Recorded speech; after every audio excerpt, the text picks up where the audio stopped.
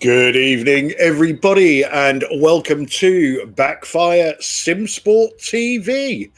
Tonight, we have a very special race for you. We have the BSTV Spa 400 kilometers by the Virtual Racing Association.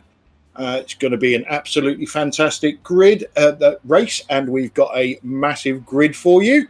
So our commentators tonight are our usual Muppets up in the Royal Box, Stadler and Waldorf, also known as Pete Bingham. Good evening. Good evening, everybody. And Bill Switzer. Good evening. Good evening, everybody. And working all the magic that you'll see on your screens is Mr. Sam Boozin. Good evening. Good evening, everybody.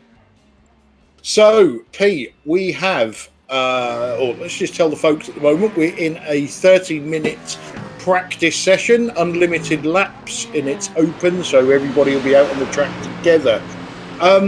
400 kilometres, Pete, 57 laps. We're estimating just over 2 hours, 2 hours 15, maybe.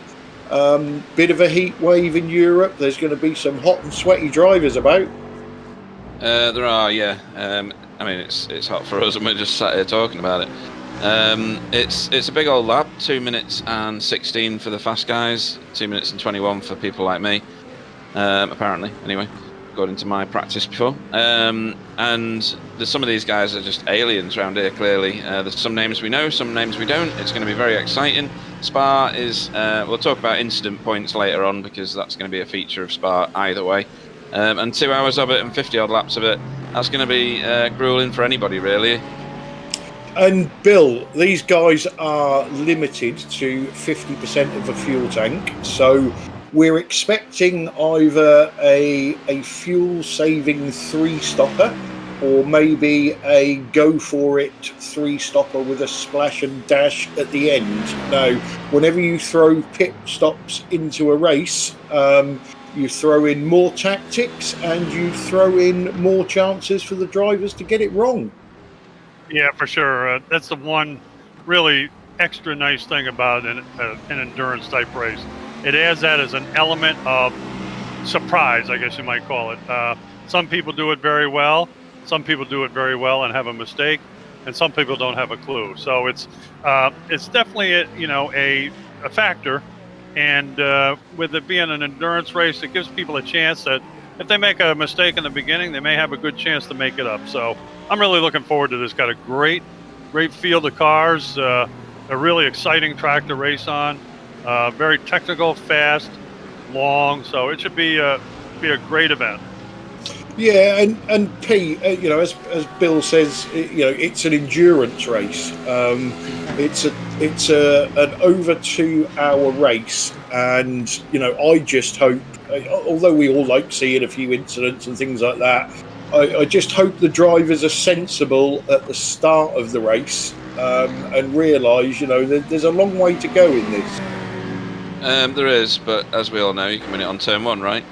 I can. So again, if we're rolling start, are we? We are. Right, that saves some blushes. Eau Rouge and Radion on lap one are just generally carnage in official races. This is obviously a league race, or a hosted race rather. And I don't see why it would be any different. These guys are all racers. They all want to win.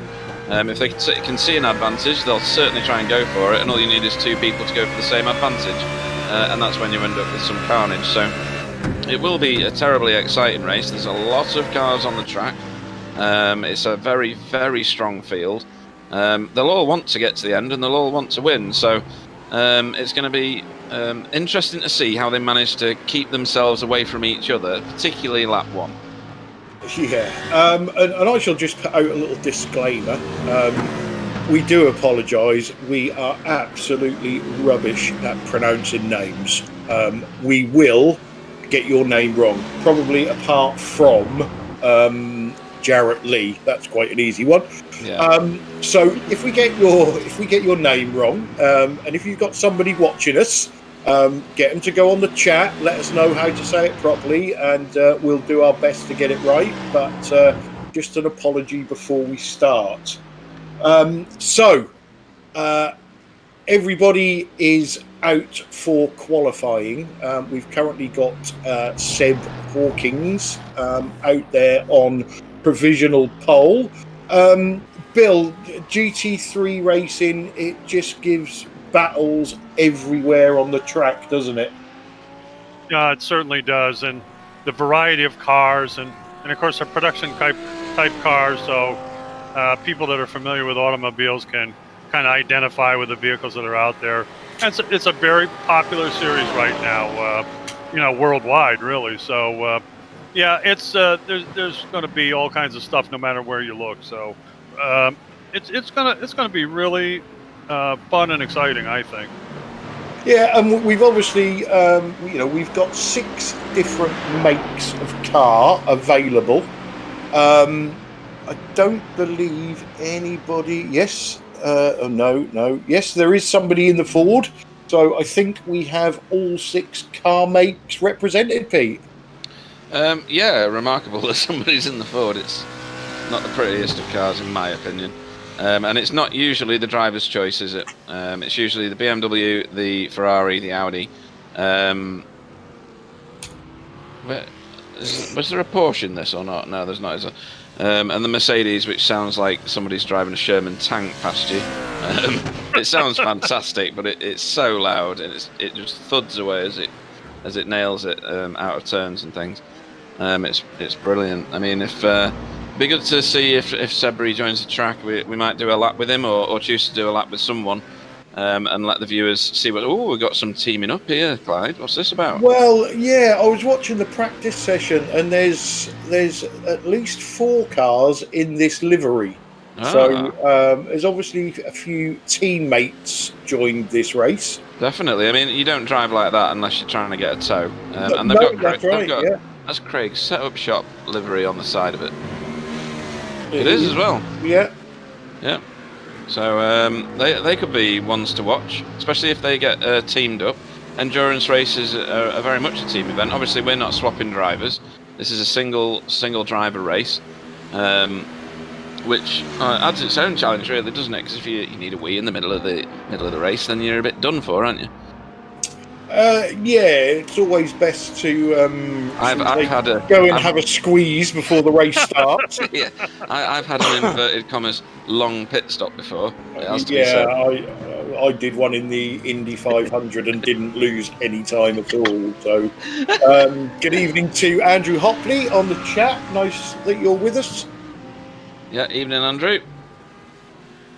Now, I'm really wondering, Andrew Hopley, the alien type person that he is in a GT4. I'm surprised he's not racing here today. Wow, look at that paint. A Royal Air Force. Yeah.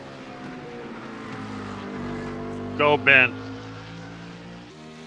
So we've got some names that we know from other series that we do, and obviously a lot of people that we don't know. So we're just hoping that these guys can all get themselves sorted out and it doesn't get too mental at the start, because poor old Sam will have a meltdown. Well, it's very difficult to say.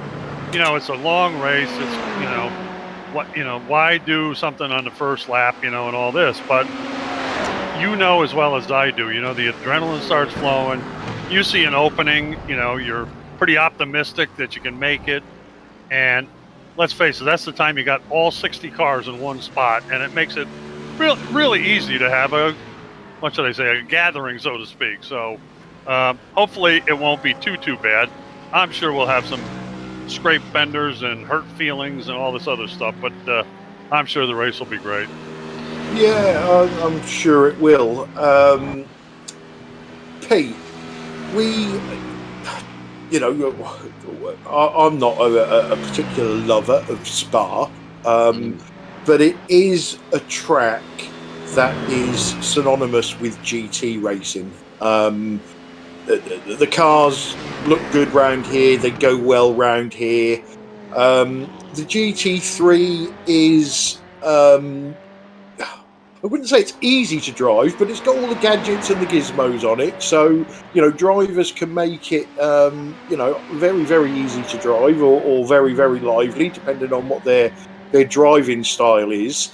But they always seem to run around in big packs.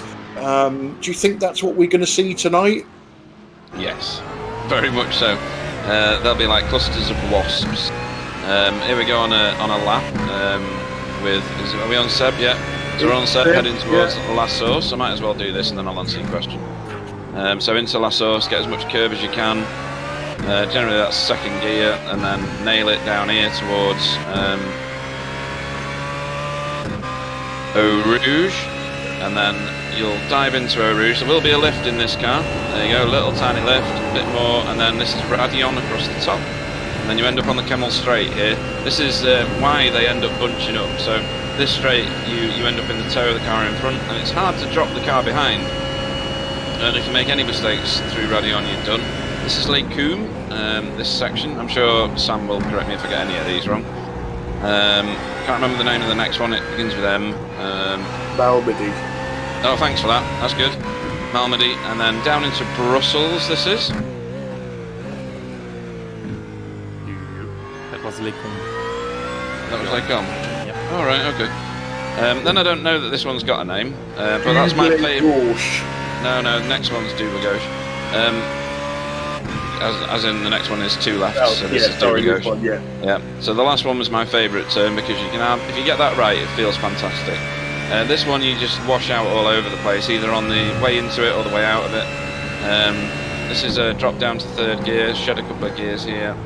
This one goes on forever, and you want to get on the gas. This one's just as frustrating, and then that was quite good because he was on the apex when he gassed it. Dropped down to third. You were? Lafagnas. Well, no need to swear. Yeah. There you go. Yeah, he's uncultured, so you know. That was Campus that we've just been round, I think. And then this is coming into Blanchimont in a second. This is Blanchimont now. Easy to run wide here. Cargo's light, lots of wheel spin and lack of traction. And then you end up at what's affectionately called the chicane. Yeah, they thought long and hard about that one. They had 300 suggestions, I heard, and then they chose the best one. And that's the end of the lap. So it's a big old lap. The cars do bunch up in GT3 and they get into like clusters, and you do get gaps between them, and then occasional people will cross a gap between clusters, but they do kind of mob each other and they get tied up around each other as well. There's lots of overtaking in these series with GT3, and because they are heavily affected by slipstream and getting a tow and things like that, and especially around this track where you got big old straights where the car in front, especially that Ford, that'll cut a massive hole in the air, as will the Mercedes. It's a big old car. You can pull back up onto the back of someone that you've lost through the turns fairly easily, to be honest. So yeah, that's why they bunch together. And if you're watching the back of that McLaren and you've got a sausage on a stick, you'll be able if you keep watching, you'll be able to get some good browning on it. There you go. You see, get your marshmallow special.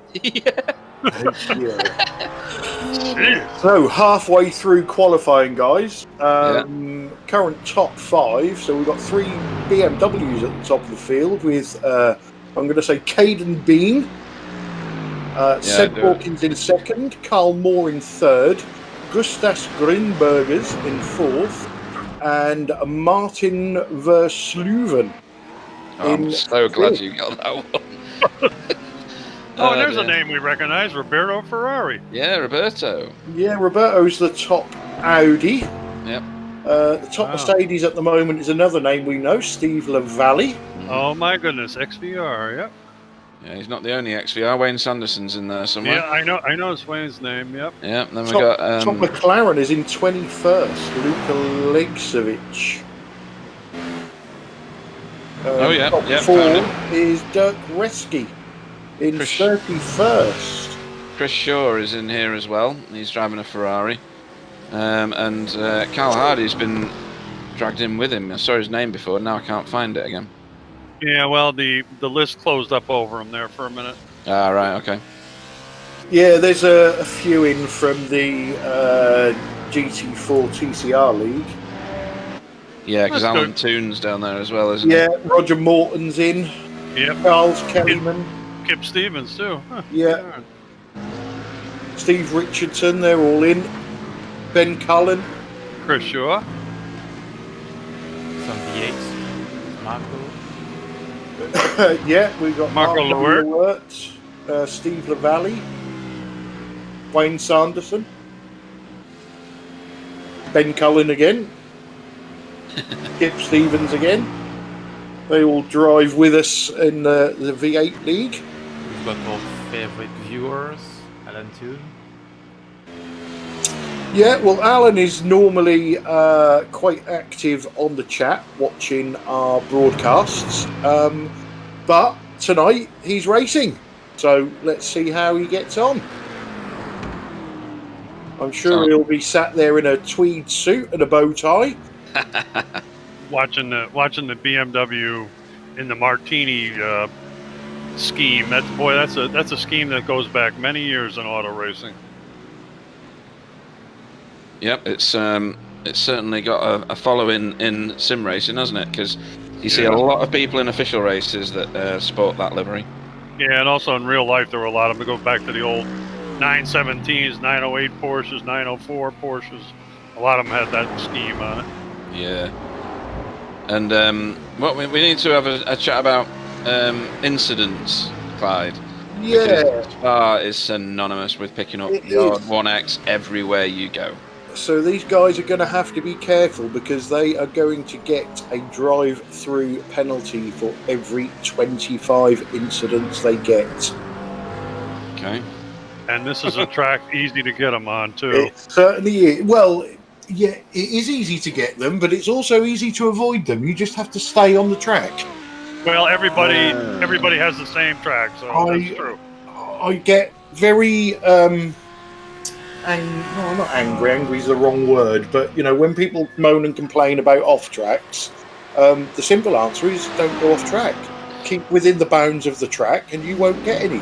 Sometimes, though, at certain tracks, the track limits in sim racing are not what real life races. Yeah, they're a little tight, right, Pete? So, Eau Rouge, for instance, you see in the real world a number of drivers that use lots and lots of curb on both the way into Eau Rouge and the way out of Radion.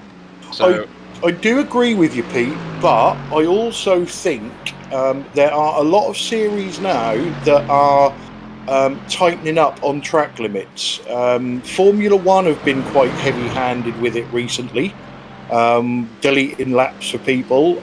British touring cars have come down hard on it as well. So, you know, it's the track is marked by the white lines, and you go over the white lines, you're off the track. This track is renowned for it because when you come out of Radion, there's a 1X there that you can take, but you can gain about 15 miles an hour. Oh yeah, absolutely. There's more than that as well. So once you come through, oh dear, now you're testing me again. Once you come through campus, there's a runoff after campus to the left hand side of you. It's a right hand turn, obviously. This one, thank you, Sam. So you go through here. There's a runoff here. There's lots of green on the left of you there. Why would you put green there if you didn't want people to use it? And then here.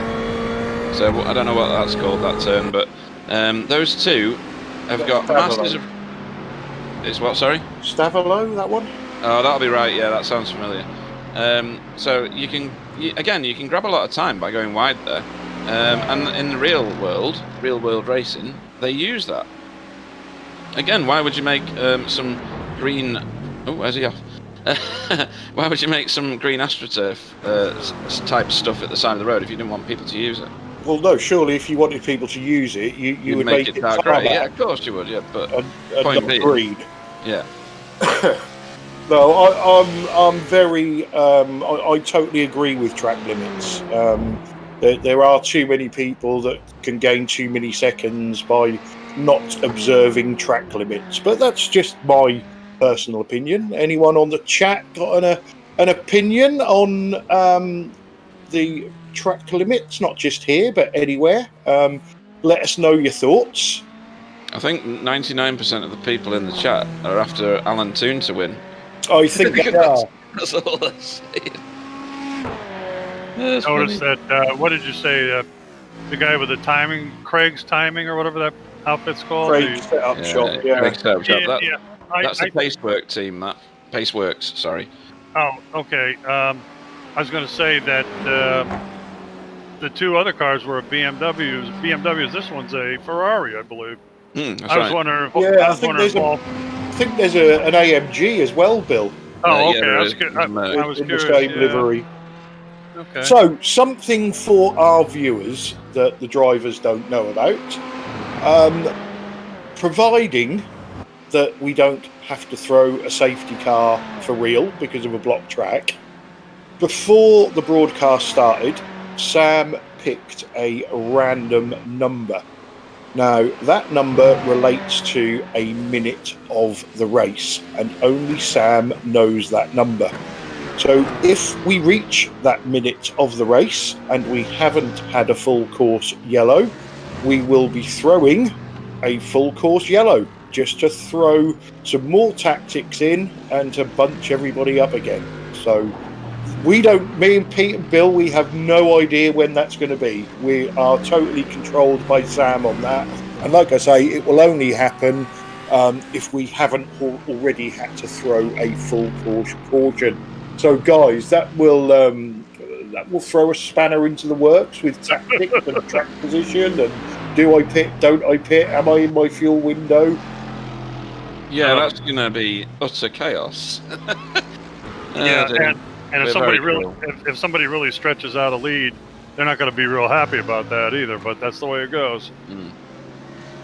Originally, we was going to get Pete to drive the pace car, but we all know that he struggles to do a full lap, so that could have been embarrassing for him. So we've saved his blushes. I'm so disappointed. Honestly, I was properly looking forward to doing some burnouts on the formation lap. Did you have your safety underpants on as well? I did, yeah. Fireproof. Excellent. So we have got just over 5 minutes left of this qualifying session, and the top 5 haven't changed. Well, Caden bumped Seb Hawkins off the top spot part way through, and he is, I think, exactly 0.01 of a second faster, or something like that. And just as I say that, Roberto Ferrari has taken up 4th position. Good for him. Yeah, good effort. Nice one. Good seeing Audi up there challenging those BMWs. I should probably know the answer to this question, but I don't. The incident count that we have on these guys carries over from qualifying. Is that correct? No. No, Right, it should reset. Not. Okay, just curious. Just in front of Roberto was the AMG for Paceworks.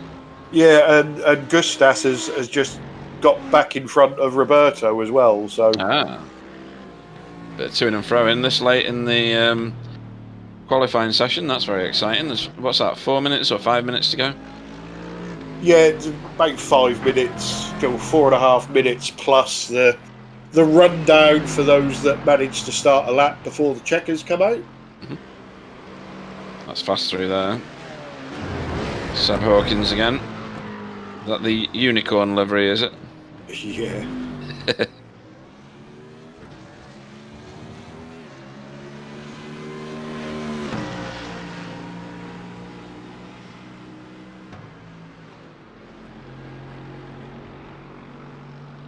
Right, so Alan 2, where are you? He's put in a qualifying lap. Hang on, scrolling. Oh, I had a look at your mate today, Pete. He's doubled his I rating. He's up to 2. Ah, wicked. Oh, I'm so proud of him.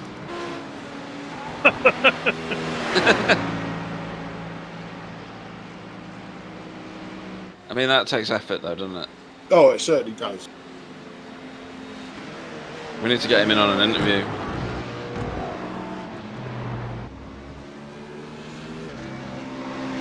I mean, Seb's absolutely ragging that thing all over the place, and he definitely wants this pole position. He's on the green on his relative. You can see that. Is he? Yeah, you can see that on the little camera box on the bottom right. All right, okay. Now, what is that on the side of his car? The Stay Puft Marshmallow Man, or what? What is that? It's supposed to be a funky unicorn, I think. Oh, okay. I didn't know whether it was Poppin' Fresh or who it was. Jeez. Sam had a livery with that one recently, didn't you? Yeah, that's my favorite. That's your livery? Yeah, we did the Spa 24 together. Yeah. Oh, wow, okay.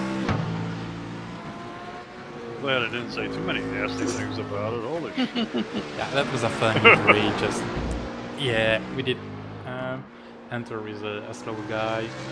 Just want to have fun with a few other guys. Yep. And yeah, we entered up split 26, I think. It was a bit too easy for us, but that was still a great race. Very enjoyable. It was fun. They basically cheated. Yeah. Sounds like it. But we had people with 3-4K high rating in your splits still, so Right. that's more than 7i.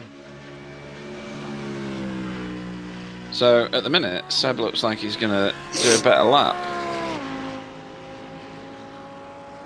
Well, He didn't, did he? He didn't, no. No, he'd lost it somewhere in the middle of the lap.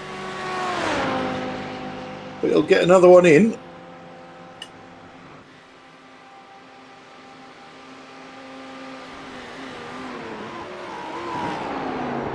Ooh, he's gone round. Who's that? Wow, that was a close Yeah, one. Mario. Is that Nicholas? No. Number Who's 7 is David Heapy? No, can't be. Couldn't see the number on the car. It all happened a bit quick. Whoa! Mitchell Gerard. Ah, nice one.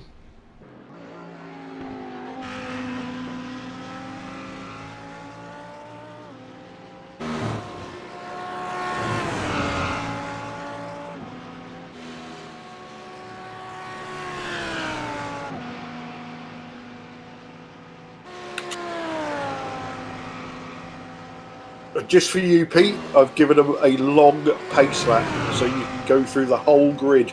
Oh, good. Thank you for that. You can hear the excitement in my voice there. I think the long pace lap is still the back straight. Is it? Yeah, I Damn. think.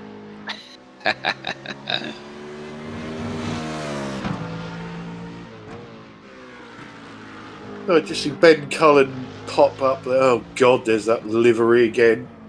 Which one? The, what are they called? Result Boys. Oh, right. They look exactly like the GT4 cars that they drive. It's weird, isn't it? It's very strange, isn't it? Yeah, even more the TCR, but anyway.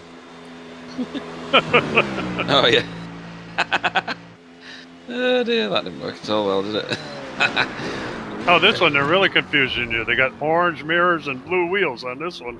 Yeah, that's confusing, and yeah, that shows the beats professionalism for. Yeah. So, or lack thereof. You see a lot of those Shell Helix liveries knocking about as well, don't you? That Kip's driving at the minute. That's the big livery for the Dick Johnson Racing supercars in Australia. Mm. Oh, yeah, that's right. Scotty McLaughlin and who's the other guy? God, I can't think of his name. David Coulthard. No, That's not Fabian. David Coulthard. Fabian. That was a joke, Yeah. just to make the names wrong, like beef I'm and saying like. David Coulthard. That's Fabian Coulthard. Yeah. He's right. So the checkers are out. We're just waiting for these last few to finish laps. I think it's just Kip, isn't I it? think it is. He's the only one on track at the moment. Yeah. He's currently in 25th. He's not. Well, he is green in a couple of sectors, I think. Is that the horn on your steering wheel? Is it? Clive? Yeah. Yeah. Does that mean session's over? It will be shortly, Bill. Kip's just got one more turn to get around at the chicane and crosses the line. So, do you want me to do this then? Yeah, I think you got plenty of time to do it. Right, okay. Well, I'll start now because there's like 40 odd. So, in first place and your pole sitter will be Caden Bean, or Bean. Not sure which way you pronounce that, but that's my go at it. In second is Seb Hawkins. Behind them will be Carl Moore and how did you say this again, Sam? Taste. Taste, that's it. There we go. Simons, there we go. Then Gustas Grinbergus in 5th, Roberto Ferrari in 6th. 7th will be Martin Versleven. That's where I'm going with it, Versleven. David Heavey in 8th, Steve Lavallee in 9th, Nicholas Pacheco in 10th, Pete Van Gool in 11th, Mauro de Molina in 12th. 13th will be Chris Shaw. 14th will be Simone Modica. We know that name, don't we? They've raced with us before. 15th will be Stephen McCaffrey. Barry Engelenhoven in 16th. Larry DeLonge in 17th. Ben Cullen in 18th. Wayne Sanderson in 19th. 20th will be John Gifford. Jarrett Lee will be in 21st. Carl Smith will be in 22nd. Luka Legjovic in 23rd. Carl Hardy in 24th, Kip Stevens in 25th, Andy Maxwell in 26th, Simon Van Dijk in 27th, Dirk Reski-Reddy in 28th. Oh, my screen just jumped massively. Marco Lowert in 29th, Sammy Bytorp in 30th, Klaus Nielsen in 31st, Dan Babich in 32nd, Mitchell Gerrard in 33rd, Steve Richardson in 34th, 35th will be Jack Clark, Alan Toon will go 36th, Dave Jansen will go 37th, Ben Galit in 38th, Charles Kellyman in 39th, Robert Graham in 40th, and Roger Morton in 41st. If they grid, because the last 3 that I read out, 4 right, that I read out, didn't put a timing in qualifying. I did it. Well done. Well done, Pete. I only stumbled over nearly all of them. Now, Dave Jansen tells me he is starting from pit lane. Now, that's not a bad shout for Spa, is it? He's on if track. you're fast, he's at what? Well, he's telling me Porky Pies then. Is he gridded? Has he? Yeah. Okay. But going back to my previous statement, it's not a bad shout for Spa, as long as like lots of other people don't also do the same thing. Although pit exit here is a bit dicey, isn't it? You know, I think you're especially right though. From the endurance pits, it's a heck of a lot better. You cut out Rouge and Radial, or what do you call it? Radion. All together. Yeah, all together. Yeah, you come out at the top of Radion and onto That's the right. Right. That's right. I mean, it can get dicey if people are coming up over there at 160 miles an hour. Yeah. Yeah, definitely. Yeah. Still waiting on a few cars from the middle of the field to join, as people suddenly remember to put their fuel in. We're fuel limited, aren't we, as well, Clyde? We are here? fuel limited to 50%. So that will inspire more pit stops. Well, I would guess that they're going to have to pit around every 30 minutes.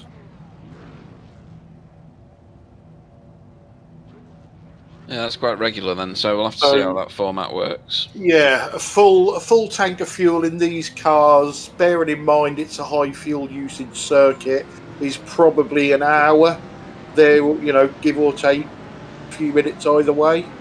Okay, the cars are pacing. They certainly are. There's a few of those Paceworks cars towards the front of the field. Wow, yeah. They take up the second row. Mm. Then there's one back in the fourth row, I see. Some flashing lights, Bill. Oh, no, already? Come on. Here we get go. Get your wire cutters out, Pete. Yeah. Here's into the chicane where the pace car will peel off to the right. And when are we going to go green, boys? It's up to the leader, and he's gone. He's gone. That was early. That was very early. And he's got Sab napping. Yeah. The source can be the first source of carnage. Yep. Everybody seems to be giving each other room.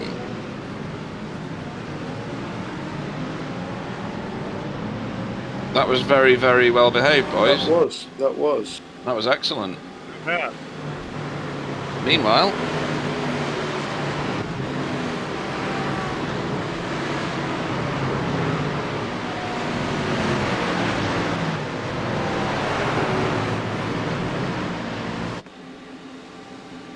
over the place on Camel Straight, though. Too That's a wide. slow-moving BMW. Yeah, there's a slowdown there somewhere. Oh, Yeah. okay, yeah. That's wide out of Radion, I think. Yeah. He's up to speed again now, so he's obviously shed whatever slowed down. Oh, was that Dave? Yeah, That was Dave Dave, Johnson. Yeah. Oh, no. So what's he done? Lost it at the top of Radion.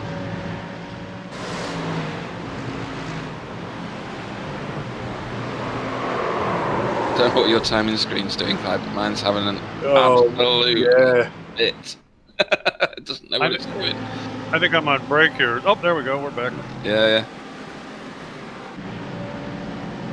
Yeah, so at the moment, Caden is still in control of the race and everybody else is second. Yeah. That's got to be the easiest way to do it. Yeah. Everybody else is a runner-up.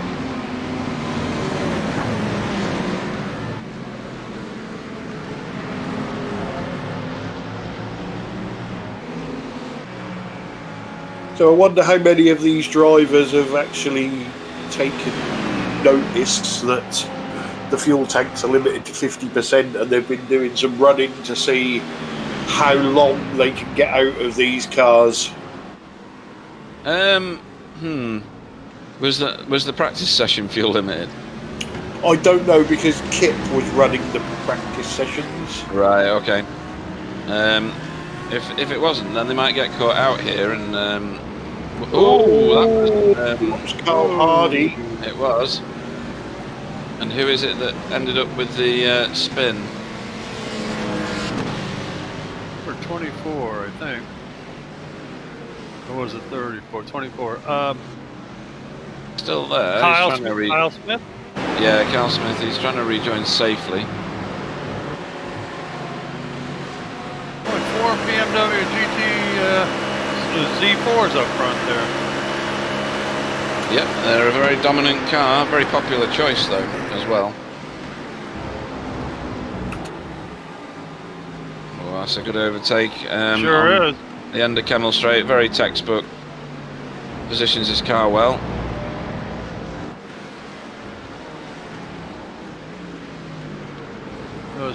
Simone Modica.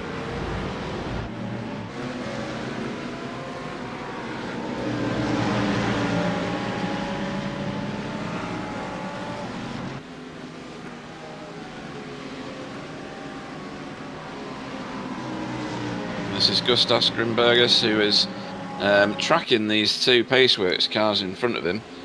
Carl Moore and Ty's Simons. I'm still not going to get that right, am I? He certainly is very interested in them, that's for sure, Pete. You are right. Yeah. And he is he's the furthest forward of any other brand other than BMW, so the first Ferrari and first of anything else behind these Beamers. He'll be picking up the odd 1X as he goes round.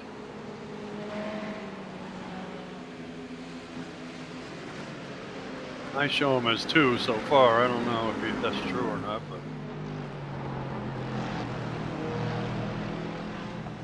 it's like Kyle Smith's trying to climb back up from where he came. Was that Dave calling it a day? I saw some kind of message. Dave Jansen.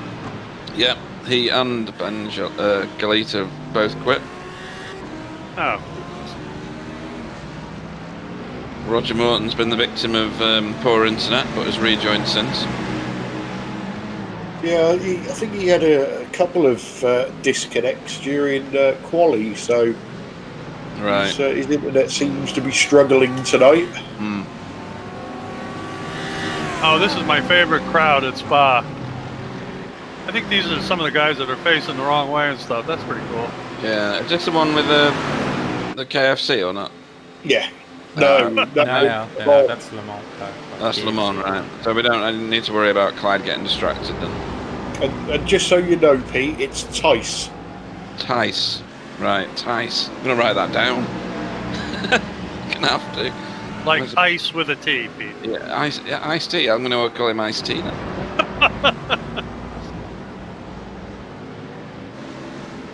No offense, Dice. You could be called worse things. Trust me. Okay. Most of them that I call Clyde, to be fair. Yeah, we know his name.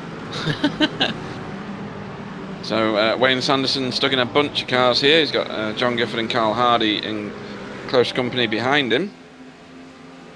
But back towards the front. What's he doing? 18th place. Okay.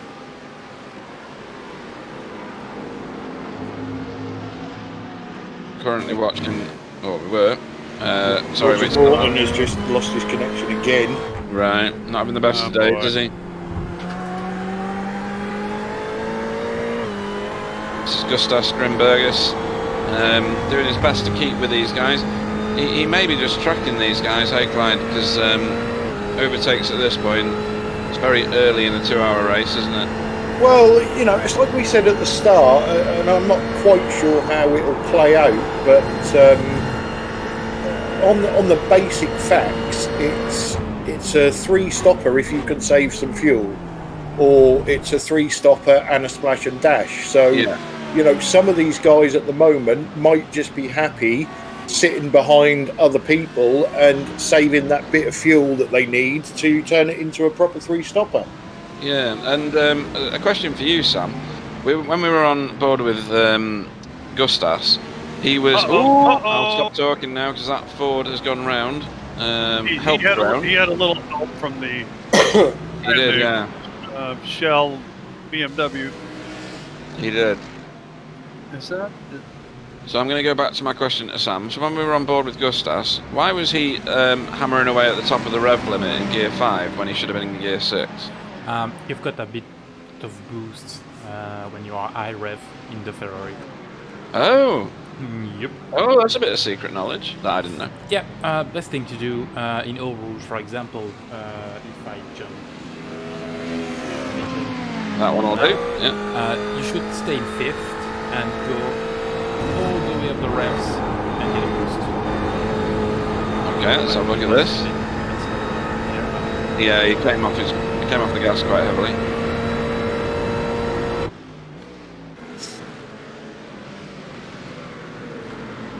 Is that just for the Ferraris then? As far as I'm aware, yeah. Right, okay. Because every so often in the background you can hear one of them like nailing away at the top of the rev limiter in the background of the audio. And I was wondering what the hell it was before. Now I know, so thank you very much for that. Well, that's not really a boost, but the car keeps going in high revs, and that's not an issue with the Ferrari. Right. I bet Bill could barbecue it.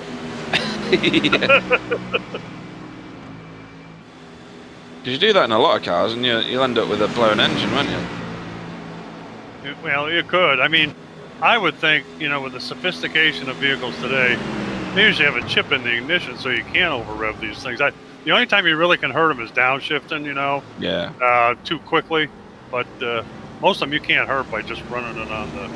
Tell that to my GT4 that doesn't want to drop into second gear. Yeah, well, you know, they'll still blow up, but they won't usually blow up from over-revving.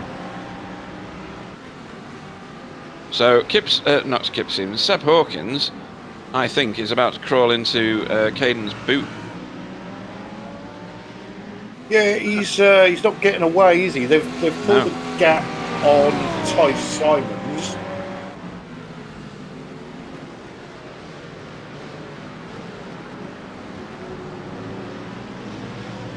And interestingly enough, I think in practice and quali, I'm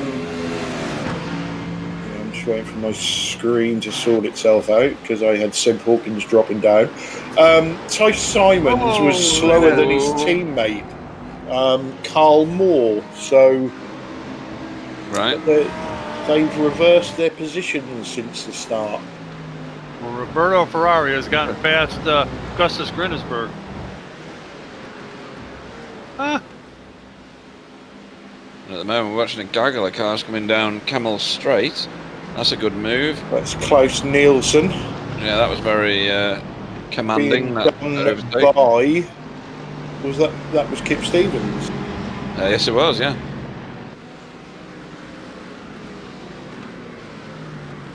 So Kip's looking racy at the moment. He is, and lap 5 in these cars, I think, is where you get all your grip.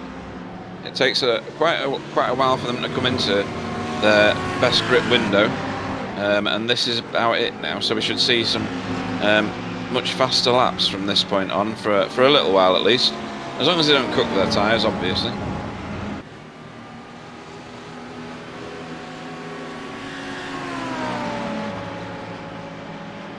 You know, I'd never driven many of the GT3 cars before we did that photo shoot, but before we did, I'll tell you the car I found most comfortable with me, and I never thought it would be, was the Audi. I really found that nice to drive. I really did. Yeah, it's forgiving. You can throw it into corners and it doesn't want to spin on you. Sometimes it struggles with a little bit of front end grip, but otherwise it's really steady. And the McLaren is also a very steady car that you can fling all over the track. Yes, it is. Now I found the Mercedes kind of like a bull to drive, and the BMW the same way. The little BMW Z4. I was very surprised that seemed to want to push, you know. But of course, you know, we have to consider who's driving. You know? Yeah, I think the McLaren was awesome when it first came out, and then they broke it. Right. And nobody would touch it with a barge pole. But they seem to have sorted it out, and it's starting to get a little bit more popular again. Yeah. Augustus Grinnesberg is trying to get his place back from Roberto Ferrari. He is. So we've got Chris Shaw and Stephen McCaffrey. Yep, that's right. Yep. And Chris got by him. And we got a replay. This is Andy Maxwell and Kip Stevens behind him.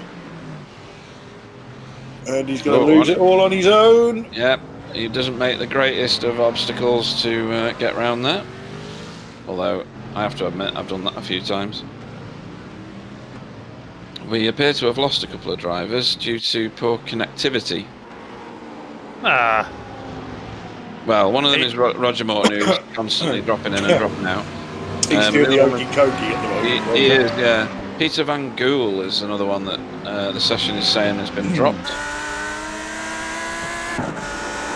So we are 13 minutes in. We have a couple of drivers on 7 incident points already.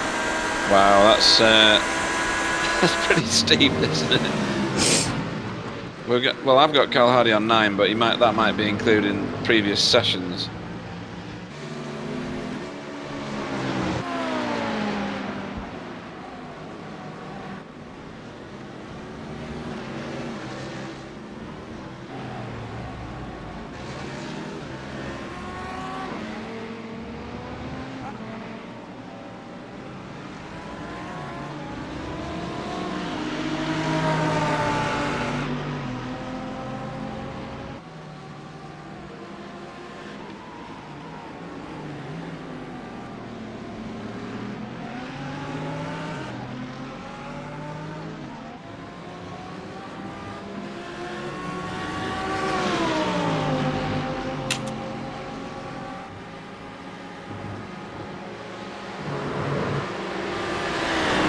That's Steve Lavallee at the end of that 3-car race right there from the XVR team.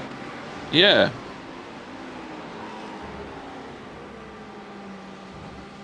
Yes, it is. Yeah, and that's because he's in the new XVR livery, isn't he? Yeah.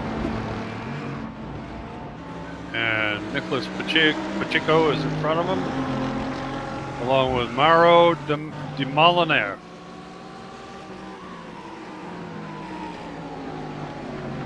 My French grandmother's rolling in her grave right now.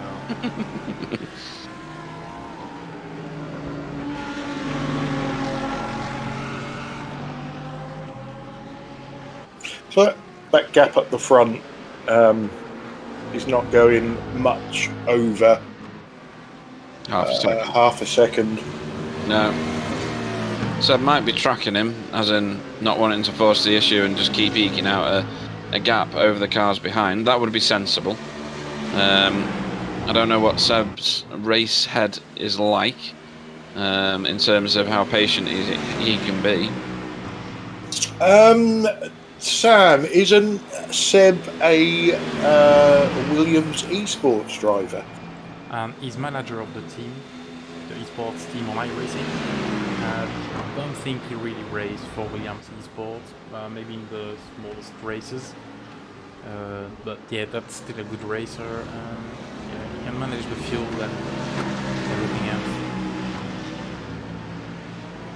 Yeah, so I'm not 100% sure that Seb is trying to overtake. No, that's what I mean. He's just tracking him, isn't he? And it could be interesting because if Caden pits when his car is dry, we'll get to see how much fuel you can save on a stint if Seb then runs his dry. Yes. Yep. That would. You can continue to save though, can't you? So if we've got 3 pit stops to do, either way. Yes. Then he could be waiting until the very last one and do a much shorter pit stop. I think Klaus Nielsen has had a crash. And Augustus Grinbergus has gotten past Roberto Ferrari. He's gotten back into the 5th position.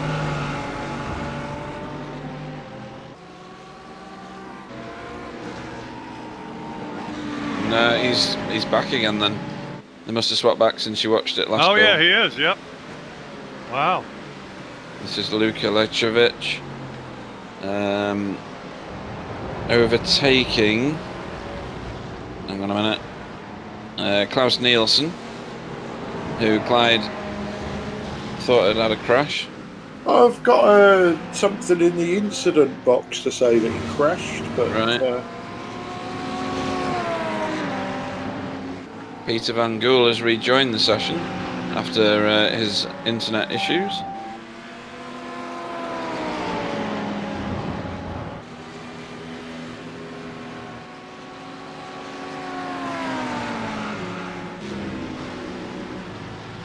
Oh, there's lots going on there. ooh, Whoa, baby! Luka Lechovic going backwards.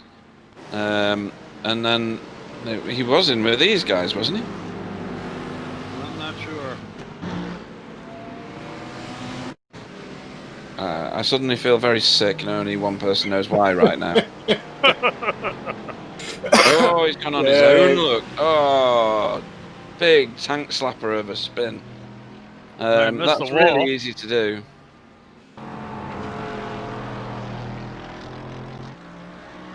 Oh, Clyde, man. Oh, that's just not good.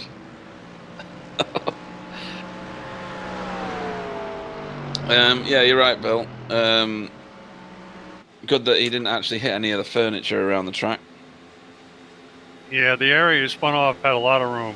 Yeah, I think that's with good purpose. Oh, look at how close Seb is to the back of yeah, I'm still not convinced that he's Caden's car. He's not after him, I don't think. No, I don't think he is either. Looks like he's biding his time, really. Yeah. And I think he's kind of reminding who's in the lead there. I'm sorry, Hayden. I forgot. I believe he's reminding him that he's still there. Yeah. He's not stepping out of the draft, is he? He's not showing his nose or anything like that.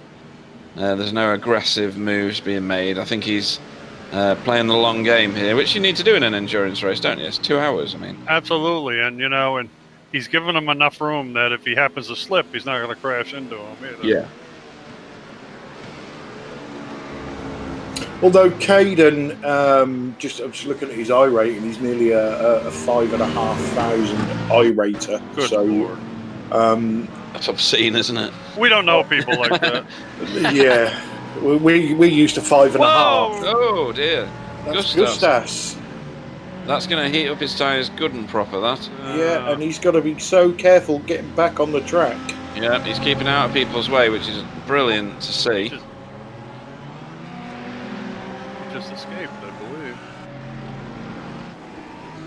No, he's still rolling. Either that or I lost my screen here, possibly. Yeah, don't forget, Bill. Oh, there he is. He's back. Yeah, don't Oh, forget no, to that's set. a replay, yeah.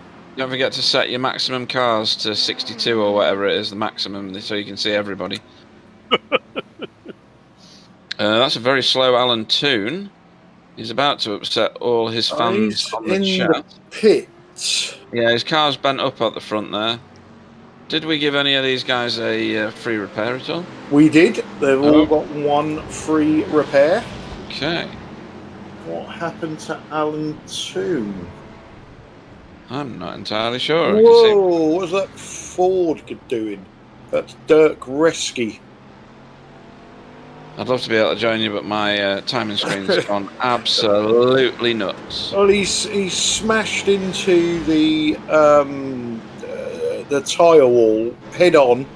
Right. And the good old Ford has just bounced off of it. Doesn't look like there's any damage at all. Right.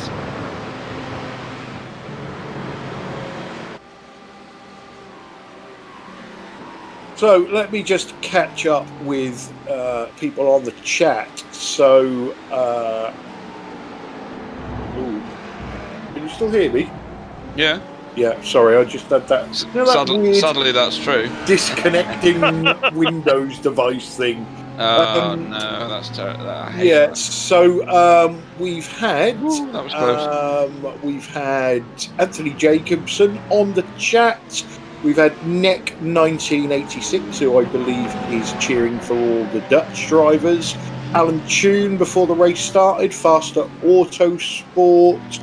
Kyle Smith, JP Bouzalon, Nikolai Bogotyrev, Flag Hippo. That's a good name. Saw that one come through before. Yeah, Dave Jansen has been on there taking the mickey out of himself for his short race. Sim Game and Nerd, that's AAA, isn't it? Yes. Chris Jackson has just joined us as well. So good evening, guys. Hope you're enjoying the race so far. So I think the overall racing is still too hot up at the minute. Everybody, I think, is still getting into the feel of this. And I think it'll be after the first pit stop when we start seeing some activity. Although the spoiler on that Audi that we were following just then looks pretty bent up. You're talking about Roberto Ferrari? Oh, yeah, it is. Yeah, the one Simone Modica. Very wide there in the chicane. Tries to take it back. That would have been opportunistic at best. He's got that dodgy wing, hasn't he? Yeah, it's the Silverstone wing on the back of that Audi. Yeah. It's got a bit of a snarl going on at the back of that car. That'll be easy to repair once Simone gets into pit lane. So, how many laps did you say, Clyde, before you pitted? 15? It wasn't laps, it was minutes. I right. think it's going to be around a 30-minute mark. So, 2 more laps then. We're at 23 and a half minutes at the moment, so we'll find out shortly.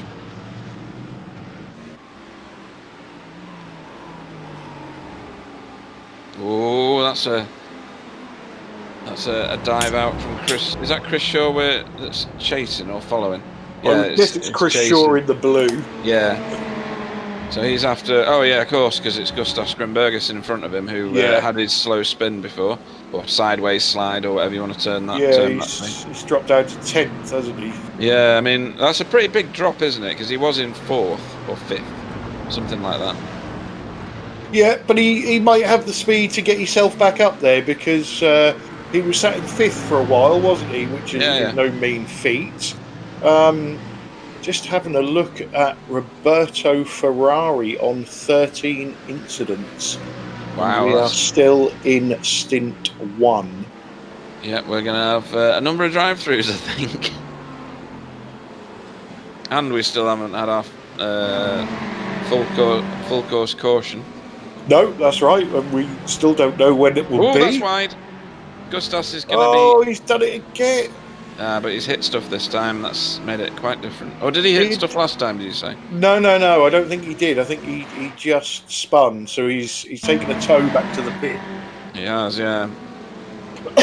This is one... Oh, well, I was going to say one tyre off. That's an entire car off, isn't it, of course? And then in close quarters with the wall. And again, visually, it didn't look like there was any damage on that Ferrari. No, I mean, which well, was strange. you pay that much money, you want it to survive at least one tyre wall, don't you? Oh, and he's disconnected. Ah. And who's that going into pit That's lane? Carl Hardy. Hardy in the pits. Scheduled stop, do you think? It's an early one, isn't He's it? coming early, I think. Thought he was going to drive in the wall there. I reckon he was doing his fuel or his tyres as he was on Yeah, his it was way in. pretty Yeah. close there, wasn't he? Nothing escapes us, Carl. Nothing escapes us. So before we get into the pit stops for proper, our top 5 are Caden Bine, whichever you want to look at. Seb Hawkins in second. Oh, hang Tyson- on. Roberto Ferrari round and doing a handy 400-point turn to get back on track. How did he do that? Bit I don't of know, curb. Oh, yes. Oh. Yeah, unbalanced car. Yeah. Don't think he hit anything though, did he? So No. just hope he can join safely. Which he has done, as far as I can see. He'll have red hot Yeah. tyres after that, though. He certainly will. So yeah, sorry. Tice Simons in third, Carl Moore fourth, Martin Versluven in fifth, Mauro de Molina in sixth, Steve Lavallee is seventh, Nicholas Checo in eighth, Chris Shaw in ninth, and Ben Cullen rounds out your top 10. That's a good position for Ben, isn't it? That And certainly for is. Chris Shaw. Chris Shaw's way up there as well. That's Yeah, both of them doing very well. yeah. So I'm interested in the pit stops of these leaders because that's going to tell us how far we can go. So they're Well, all hang on, coming here we in go. now. And they are really all coming in. This is Oh boy, everybody. it's like a parade. So that is 27 minutes. Right. Do you think these guys are on vapors? Well, let's see if anybody goes past. That's true. Let's see if anybody can keep No. it out there. Nobody has gone. It's almost like, oh, there we go. there's Yeah, one there going we Stephen go. McCaffrey, brave Stephen boy. McCaffrey. Lead that lap. Go on. Stephen McCaffrey thinks he can get another lap. Let's see if he's. Let's see if he's right. You know, Almost the Spa- entire field is in the pit lane. I was going to say Spa being a long course. If you're on fumes, you're taking a big chance. Let me tell you, it's a long way around. Yeah, but he must be monitoring his fuel. He must think he can go another lap.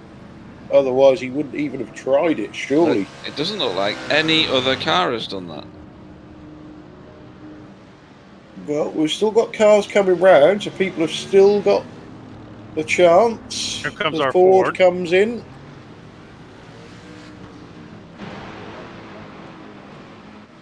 I think everybody else is literally on the mark because I don't think I've ever seen this.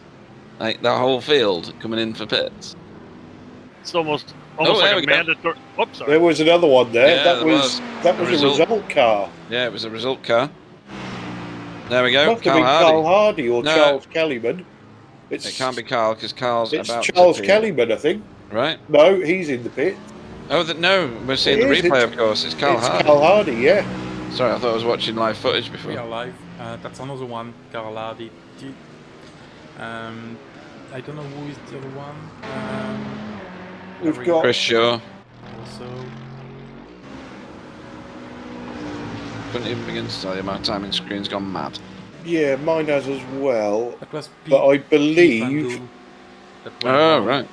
yeah, I think he was a lap down though, wasn't he? Didn't he have a disconnect? So he must be He did. lapped down. Yeah. So I think the two big risk takers there were Stephen McCaffrey and Carl Hardy. Well, here's Stephen McCaffrey now. He's still moving forwards. And the car still sounds like a Sherman tank. But if he can go a lap longer than everybody else, There he's we going to go. have a shorter final pit stop. Do we give him any kind of points for leading laps, or is it just a win this time? Oh, what? Sorry? Do they get any points for leading laps? Because we're No, not in a because league, it's are not we? a So championship. yeah, no. yeah.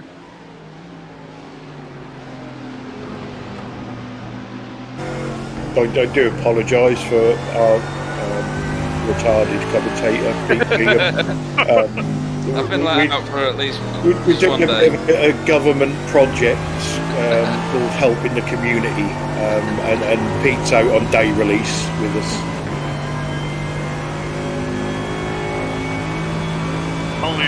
Only to be taught by his fellow commentator that signed into the wrong channel today. So Because we forget, Bill, that Clyde's so perfect. Oh, you better believe it. well, Chris Jackson loves you. Does he? Yeah, but he's like a hairy moose, so that don't really say anything.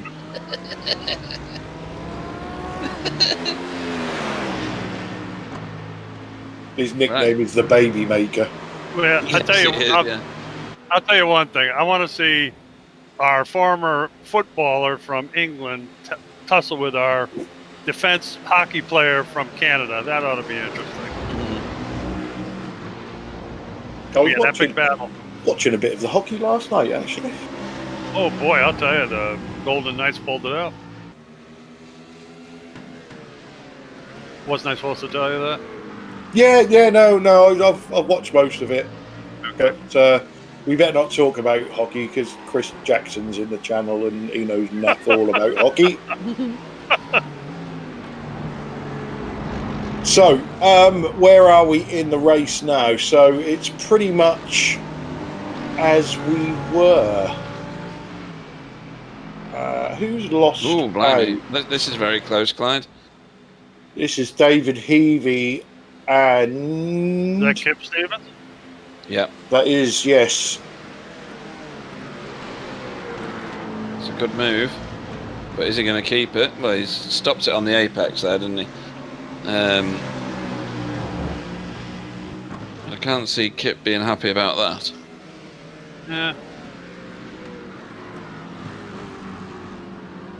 No, we've said it before, haven't we? Kip's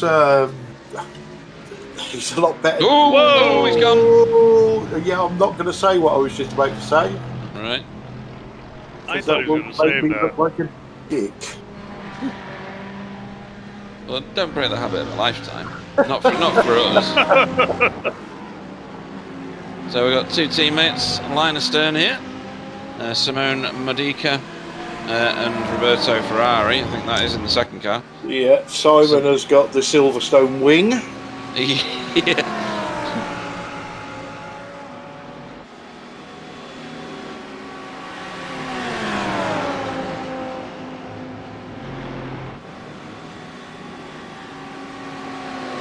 And there's a multi-21 going on here, I'm pretty sure. Yeah, I think he's just he's let his teammate go, hasn't he? Yeah, because he had a straight wing on the back of his car. Yeah. In fact, there's three of them here. It's a bit of a procession of these cars.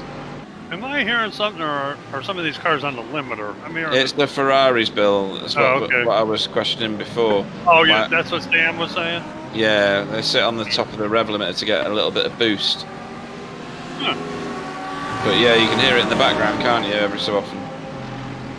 Yes, I can.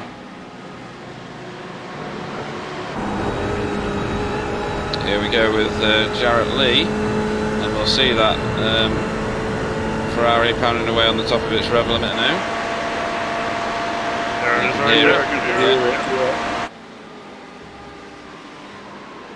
So is that a lap car they're doing? No, that's Ben Cullen. Oh, that's Ben Cullen, Ben yeah. Cullen. Sorry. Ben's still in 10th place according to my board. I don't know if that's true or not. So was that the toe down Camel Straight, was it? Because that's immense if that's the case. You do get a massive toe down Wow, there. look at that. Oh, come on, boys. You don't normally go too wide around here. Wow. No, That but was there was a massive gap on the inside there. It was. He overshot the apex, hadn't he? Yeah, and Roberto Ferrari took advantage of it. That was one heck of a move. I'll tell you, that was excellent. Oh, and he's... Oh, no. He kind of did it again, funnily enough. Yeah. Left enough room to get overtaken, at least. I'd like to see that again. I think there was contact. Here we go, into the corner, and... Cody contact? I don't know. Hard to tell from that angle. And for those people new to watching this, if there are any, netcodes where two servers are functioning at different rates, and they perceive the cars to be in different places by the time those signals get to the sim racing network. Well explained. Thank you. What? Oh no, that was well explained. Yes. Oh, there's a bit of sideways. Craig set up shop in full view there. That didn't half look like you, Pete, when you had your long hair. Cheeky sod. Oh dear. I rocked that into fashionability. Yeah. Okay, I think it's time we had a rundown through the field, Pete. All right. Okay. You're wheeling me out again, right? Okay. So let's take it 10 at a time, shall we? Yeah, so, yeah, go for it. You do the top one. First place is Caden Bean. Second is Seb Hawkins. Third is Tice Simons. Fourth, Carl Moore. Fifth, Martin Versluven. Sixth is Steve LaValle. Seventh is Nicholas Pacheco. Eighth is Chris Shaw. Mauro De Molina is in ninth, and I was going to say Ben Cullen is in 10th, but That was so funny. Roberto Ferrari is in 10th. And in 11th, funnily enough, is Ben Cullen. 12th is Simone Modica. Stephen McCaffrey finds himself in 13th. Carl Hardy in 14th, and 15th is Barry Englenhoven. 16th is Wayne Sanderson. Jarrett Lee is in 17th. David Heavey is in 18th. Sammy Bytrop in 19th, and 20th is Klaus Nielsen. And Marco Lewert is 21st. John Gifford 22nd. Kip Stevens 23rd. Luka Lesovic in 24th. Andy Maxwell in 25th. Dirk Reski in the only Ford is in 26th. Kyle Smith 27th. Dan Babbage 28th. Steve Richardson in 29th, and Larry DeLange in 30th position. And then 31st is Mitchell Gerard. Charles Kellyman in 32nd. Jack Clark. Hang on. Alan Toon. Oh no, my timing screen's gone bonkers again. We'll come back to that. Has it sorted itself out? I think so, yeah. Yeah? Right, okay. Alan Toon in 34th. Pete Van Gool in 35th.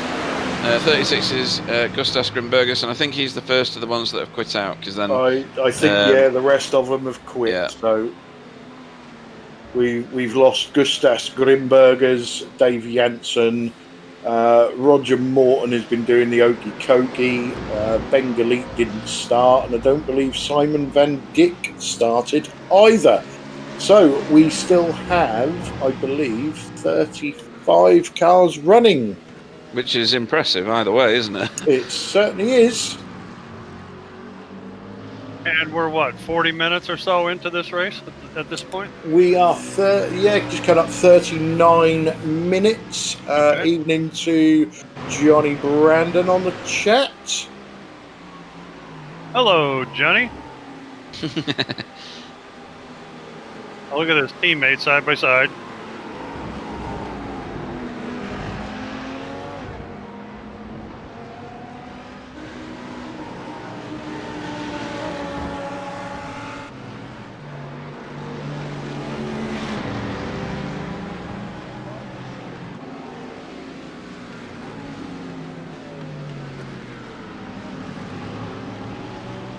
Somehow Roberto Ferrari should be driving a Ferrari. Yeah, I agree. So I'm now wondering about Seb Hawkins, and perhaps he just hasn't got the pace for Caden. Because What's making you think that? Well, because he was sat behind him for the whole of that first stint, and I'd expect that he would have saved some fuel and gone a lap longer, but he didn't. He followed Caden into the pits. So, but that's what I was referring to before. You really should pay attention. So if he saves fuel on all two of his stops, and on his third stop does a short pit, doesn't make any difference, does it? Because he's going to have to fill up. But it'll be less to fill, right? Yeah, but he would have had less to fill in that stop if he'd have saved some fuel. But it didn't gain him any positions. True. I still think I'm right. Anyway, we'll move on. Well, no, because you can only fill the tank up, can't you? Oh, yeah. So if you save 5 litres in the first stint, all you're doing is when you stop, is putting 5 litres less in. Mm. But then when you come out of the pit, you've got the same fuel as the car that you was chasing because you both filled up. Yeah, That 5 litres is not accumulative. No, I see that now, yeah. So we would have been expecting him to have leapfrogged Caden in that first pit stop if he'd saved enough fuel, obviously. Yeah, by saving fuel, he should have either A, gone a lap longer, or B, jumped him in the pit stop by having to put less fuel in to fill it up. Hmm. So I wonder what the new tactic's going to be, or, like you're saying, has he not got what it takes to answer the Caden question? Yeah, I've got a crash for Kip Stevens on the event viewer. Don't know. He's dropped away on the timing screen from where he was slightly. 2 positions back, I think, from where he used to be, and a 3rd and a 4th now. Let's have a look. He's moving. He is moving. Yeah, he's still going. So. But in the time that you were talking, it looked like to me Jarrett Lee, David Heavey, Sammy Bytrop and Klaus Nielsen all overtook him. Now, car looks pretty clean on the left side. I don't know if he hit anything, but... Van Cullen still doing really well. He's in 11th place. He's got a bit of a train of cars behind him here. He seems to be driving a very sensible race. Stephen McCaffrey there, who was our Maverick, going to drive 1 lap more than everybody else in the first stint, is followed by the other Maverick who did the same thing, Carl Hardy. Yeah, and if they can do that in every stint, then obviously it's a bonus because that means they've saved 3 laps of fuel. Yes. So they'll have 3 less to put in on that final stop. So, yeah, I don't know. I don't know. Endurance racing, that's what it does to you, doesn't it? Yeah, totally. You're just second guessing all the time. Everybody. Yeah. Ben Cullen's been getting harassed by Simon Modica. They're going into La Source at this time. Flag Hippo, you keep going, mate, because we're rubbish at names.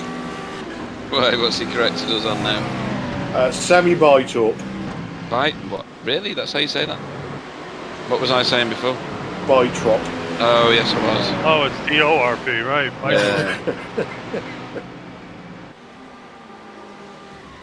Sorry, Sammy. Thank you, Mr. Hippo. And Johnny Brandon says he's going to shut up. I'll believe that when I see it. That'll never happen. There's no need to lie. I understand they did pretty well in their Enduro yesterday. I was reading, I think they got 5th place. That's pretty decent. Yeah, I did drop in and watch a bit of that. Right. Now, was that Porsche racing? That was GTE. Oh, okay. When I jumped in, George McClay was driving for XVR. Oh dear! Wow. Did you see that? Yes. Yeah. Wow. Seb won't be happy about the back marker there because he was neither on one line or the other that I could see. Yeah, as we always say, you know, the thing that the fast guys want is for the slower guys to be predictable, and the best way to be predictable is to stay on the racing line, and the fast guys will get round you. Yeah. So Carl Hardy there just put a move on Barry Engelenhoven. Come on, Flag Hippo. No, I think that one's right. good. Either that or we're both wrong, because that's how I said it as well. Ooh, that's a desperate lunge at the end of there. Wow. Carl Hardy's probably wondering where the heck did he go? Ooh. Up, Carl Hardy's in the pits. That's really early. That's well off schedule. That's in as he carried an extra lap last time. He might be trying to get out of that gaggle he was in. I wonder. I always find GT3 races hilarious because towards the end of the race, everybody's got a very strangely shaped rear wing. Yeah. Everybody's got a really deformed front of their car. Yeah. If they've got a front of their car at all. Although, saying that, this race so far has been utterly sober compared to some of the ones I've seen. Certainly has. I think the racing quality so far has been excellent. Yeah, I've got to agree with you, Pete. I think somewhere in the back of my mind I was expecting absolute carnage in the first lap, and everybody was well behaved, and it's turned it into a brilliant race. Yeah, I expected somebody to open a simulated scrap merchant on La Source and have like parts for the next 10 years to them. But it was. But luckily, brilliant. we didn't let you run the pace car, so everything was that. all right. Yeah, I did wonder if you could brake check people in the pace car, see what happened, or just keep going when I was supposed to have pitted it. But never mind, I can't do it now, so it's not gonna happen. I'll tell you, our hats are off to all the drivers. They've done a really good job so far. They have, yeah, and it needs shouting out. I mean, some of these guys aren't familiar with this car. They drive other cars throughout the week, and they're in leagues with other vehicles. So it's a real testament to their flexibility and their own personal racecraft to say that they can get round a track which is quite challenging in Spa, isn't it? It certainly is. Certain very technical bits of it, and you need to be in an utter rhythm to make Spa work. Yeah, and the other thing you get is obviously this is a hosted race. So there's no I rating or anything like that, safety rating on the line. So sometimes you get people come into these races and just drive like idiots. But luckily, we seem to have picked the best of the bunch, and everything is rosy in the garden. I'm going to raise my hand at this point and say, excuse me, sir, I know the answer to the Carl Hardy pitting question. He's got 23 incident points. Oh, yeah. Is that to drive through? It is, or it was rather. And I think somebody else has followed him through there. Who's that in the blue car there coming out of pit lane? Dirk Reski? Dirk Reski, yeah, I see him go in. No, he's not got lots and lots of incident points. He's way down, so was that for damage? Or had he already pitted once? Is that his second pit for fuel? Possibly. Out of the top lot, you've got Martin Versluven. He's on 18. The rest of the day. And Roberto Ferrari on 20. They're the worst offenders in the top 10 at the moment. Is that incident points? Yes. What's the limit? 25. 25. Every 25. Maybe that's not why Carl Hardy was in then, if he's on 23. Thought we'd set it to 20. No, 25. Right. Because it's Spa. Yeah.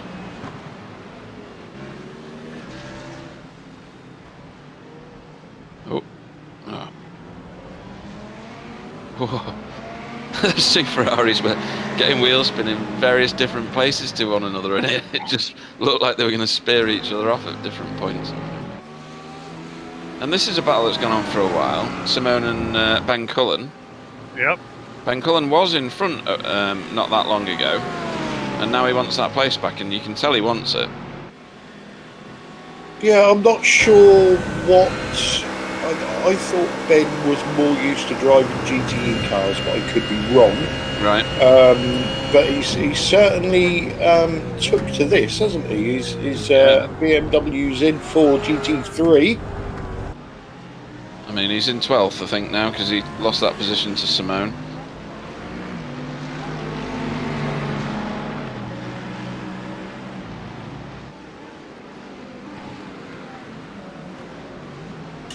It's a very opportunistic place to try and overtake into La Source. That gap is always going to reduce to 0, isn't it? Oh, yeah. Oh, Jack Clark going a bit offline and off pace. That'll be a good run for Bennett if he can get on the opportune side of that Audi. He's not. Oh, he's gonna have a little look, but he's nowhere near alongside, so he's put back in. Oh, look at this. Whereas, Yep. who is that, Bill? That's Barry Engelenhoven. I'm not sure who's in the Mercedes. I can't see. That's Stephen McCaffrey. Oh, okay. Okay. And then behind them is Wayne Sanderson, who's closed up on these guys really quick, actually. Yeah, he's not very far away at all. We've seen who's that? That's Steve Richardson gone round in his Ferrari. Yeah, no damage on it, so maybe that was self-inflicted. I think that there's plenty of space there, isn't there?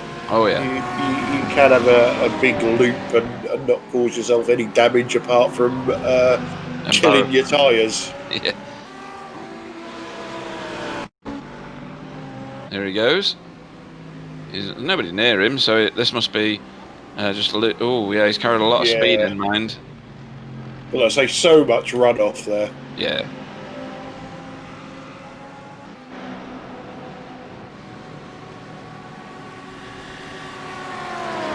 This is Nicolas Pacheco being chased down by Roberto Ferrari, and Chris Shaw in close company there as well. Yeah, Chris Shaw seems to have been tucked up, or his teammates going at it here. Yeah. That's David Heavey, and is that Jarrett Lee? It was Jarrett Lee, yep. They're behind this battle here now, which is Wayne Sanderson very wide. He'll have picked up a 1X there with no doubt at all. Chasing down Stephen McCaffrey. I don't know very much about how that Mercedes drives. I own it on the Sim Racing Network, on the iRacing Network rather, but I've never really driven it. So no, I think last season or maybe the season before, Sam will know more because he takes more interest in the GTs. But it was the go-to car. You saw every GT3 league you looked at, everybody was in the Merc. That's true. That's true.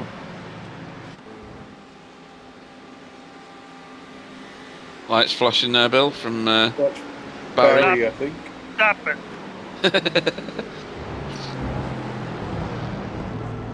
This is the chief steward. Stop flashing your lights. That was quite good, actually.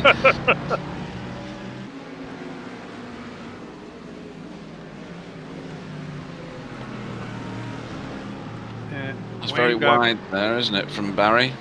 Yeah. You don't get an advantage from doing that either. Yeah. Oh, is that a laps car? Might be a slowdown. No, that's a laps car. He was the one that binned it before. Oh, okay. In this turn, actually, double gauche.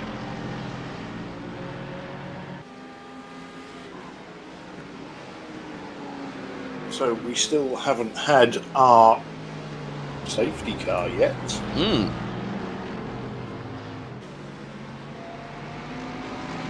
And that's going to close everything up and throw some tactics into it.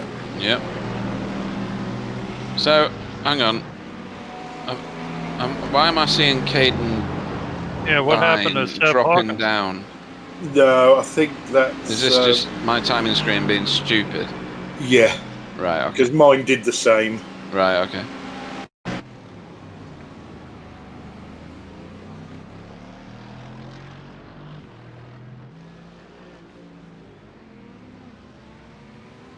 What are we looking at now? Ooh, Sammy Bytorp just parked it.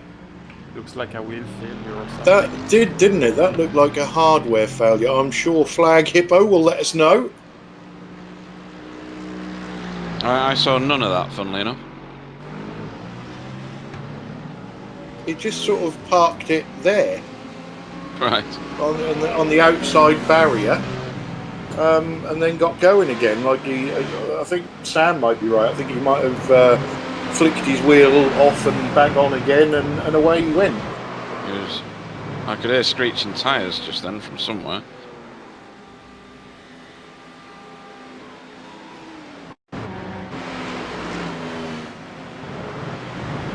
Oh, that's heavy. Whoa, hang on. Oh, that's the screeching tyres that I heard. That's going to be very expensive. Oh, I don't Oh, my know. He goodness. may have got away with that.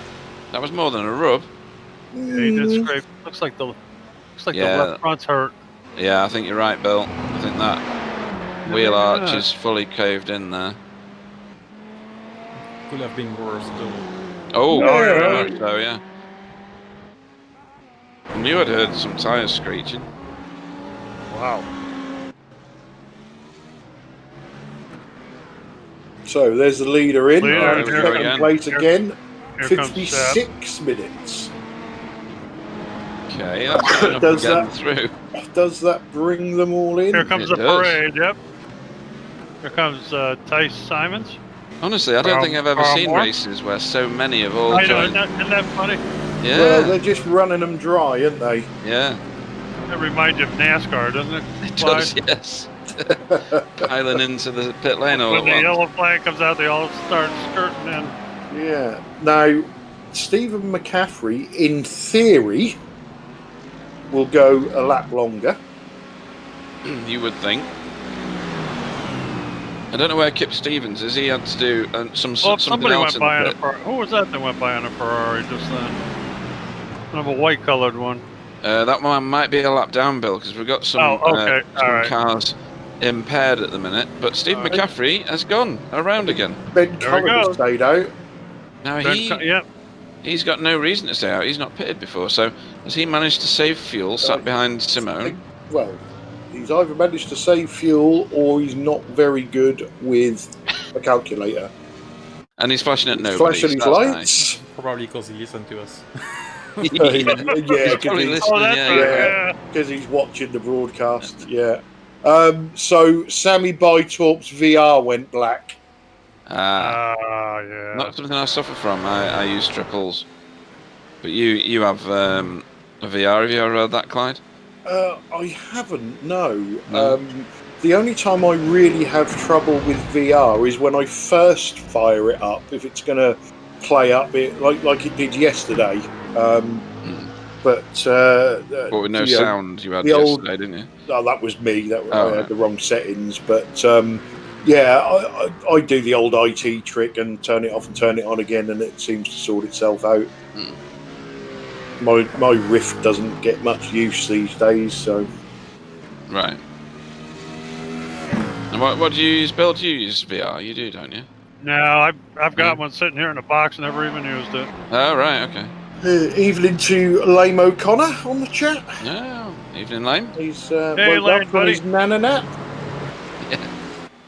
Don't let them pick on you, Lane. So that leaves Ben Cullen to lead the race at the minute, It certainly does. with Stephen McCaffrey in third, and they've not got the greatest gap, obviously, to Caden, because they've not pitted yet. I don't know if Ben would want a screenshot of the leaderboard at the moment. Yeah. No, is that Steve LaValle? He's chasing Martin Beschluven. Steve, where is... No, I've got Steve LaValle behind Chris Shaw. Yeah, I have as well. Oh, okay. That's Tice Simons is behind Martin Versluven. And here comes Ben Cullen. And I think that... And Stephen McCaffrey's gone round again. He's still out there. I think Tice Simons has lost out there somewhere. Right. He does look a lot further down because he was in fourth, wasn't he? Yes.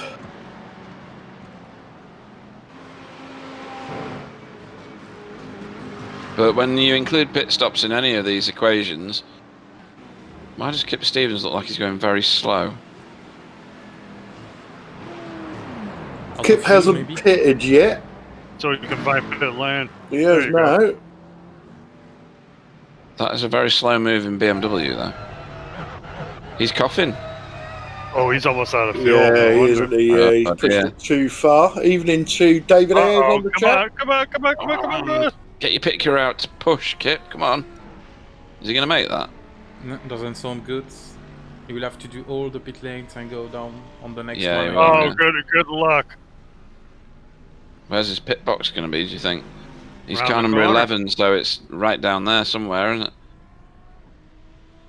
Oh wow, losing a lot of time. He'd be Too bad. quicker pushing it, wouldn't he? He would. Unfortunately, you can't simulate someone pushing your car. Right, do not mention the people looking in the wrong direction. I don't care You what you mean say. like- I'm not watching this race. You mean like that woman there with the headphones Yeah. on? Yeah, There's a yeah. shoe shop here. Let's look at that. So, Ben Cullen leaves pit lane. Kip Stevens probably still entering pit lane. Yeah, Ben's come out in 12th, I believe. And I believe he's Has right he made it behind to his pit Simon box? Nah, you Simone have to reset. Monaco. Oh, he's not had to reset. That's a shame. Oh, just That's by a it. couple feet. Wow, it's terrible. Whoa, what the heck is that? That's Jarrett Lee. Ooh. He almost got clobbered. I think that was Ben. I would love to see that. I don't know if that was Carl Hardy. I don't know What? if you can have a look, Sam. See that on board with Carl Hardy. Whoa!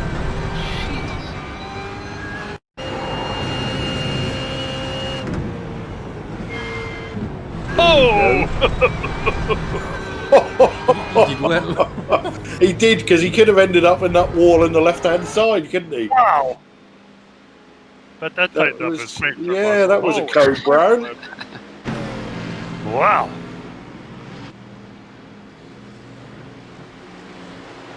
I think a little bit of wee came out. I think Stephens McCaffrey did a lap more than he did. He the did, previous yeah. one. He Yeah, he did, did too certainly. much. Yeah, but here comes Caden Ben to go by him. I don't think he's bothered though, because he's on a different race strategy now, isn't he? Yep, yeah, sure. Like fundamentally, and once you commit to something like this, you've got to stick with it. Yeah, you Yeah. do. And you find with these races as well, you know, especially something that's 2 hours or more, you've got to commit to it from the start. Yeah. And stay committed. So what does he do now if, for instance, we get to the magic full course caution? That throws his strategy right out the window, doesn't it? It certainly does, yeah. Martin Van Schluven's at 22 incident points, I believe. Yes, that's right. He heads the field that I can see currently.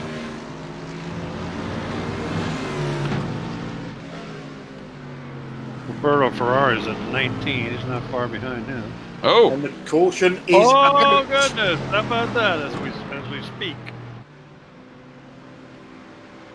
Well, that'll shake things up a bit. Who's pitted? Who hasn't pitted?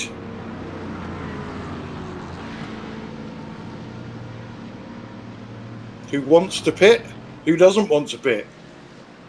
Hmm. Who's in their window? I would guess nobody. Well, Stephen Yeah. McCaffrey. Stephen McCaffrey's got to pit, unless he's got a solar-powered car. Maybe not a bad timing for Stephen McCaffrey. He's going to put him at the back of the field, though, Bill. Right? Well, yeah. Well, he's in now, isn't he? So it Yeah. depends on how far back all the other cars are. And I Mm. think there are some big gaps. Yeah, but they have a chance to close up too, though, don't they? They do. Yeah, these guys, in theory, should be absolutely nailing it all the way around. So, I'm guessing the pace car will pick up Caden. That's who it should be. Should yeah, be. the leader. Obviously, if there's anybody in front of the leader, they'll get waved by. But there There's the isn't. pace car. Camel straight. They've already let them by. I assume this is single file, correct? Yeah.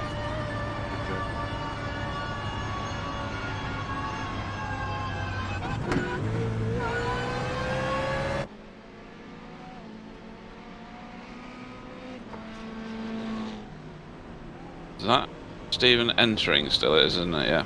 Yeah. Such a long pit lane. That This is, is and it's It is. awful. epic.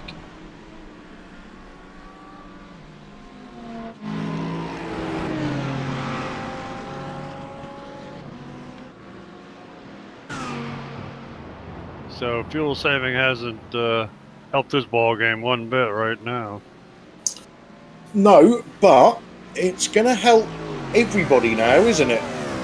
Oh yeah, I'll bring the field back together. Yeah. it'll give them another chance. Yeah, but these guys are going to be saving fuel now,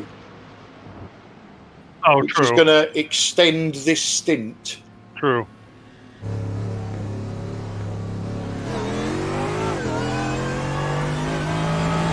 Even McCaffrey's on his way out of pits.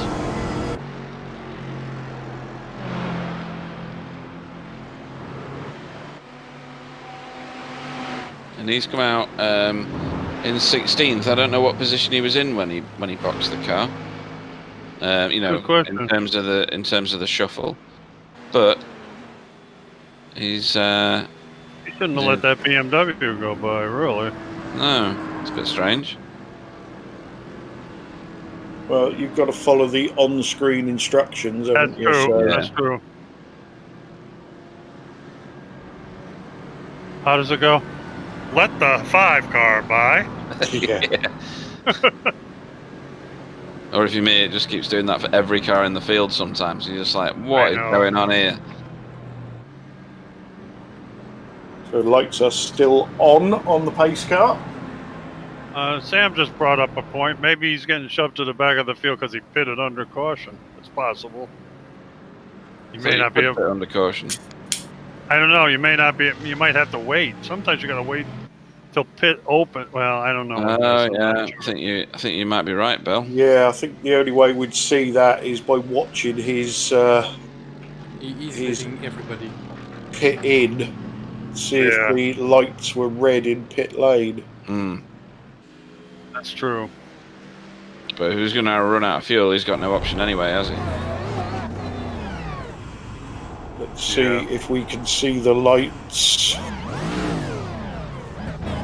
don't even know where the lights are. No, I don't either. Once you get here, it's too late. You're in the pits already, aren't you? Yeah. Yeah, perhaps there isn't a light at the I see start of the pit a lane. flashing yellow, but I think that's the caution down there. It is, yeah, that's just the caution light.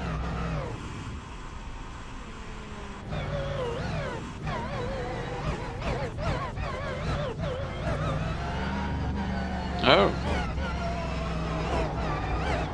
Did he drive through then? No, he's No, going he's down in this bit, isn't he? Yeah, he's Right. in this section down here, the international section.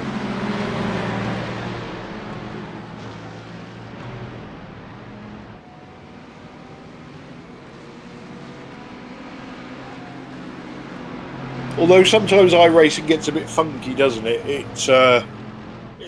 It'll say, let this car pass, let that car pass, and then all of a sudden it works out where you're supposed to be and tells you to pass this car, pass that Yeah. car. Yep. Yeah. There's a BMW just entered pit lane in the background. Another Yeah, Paceworks car. red, white, and blue one. Yeah.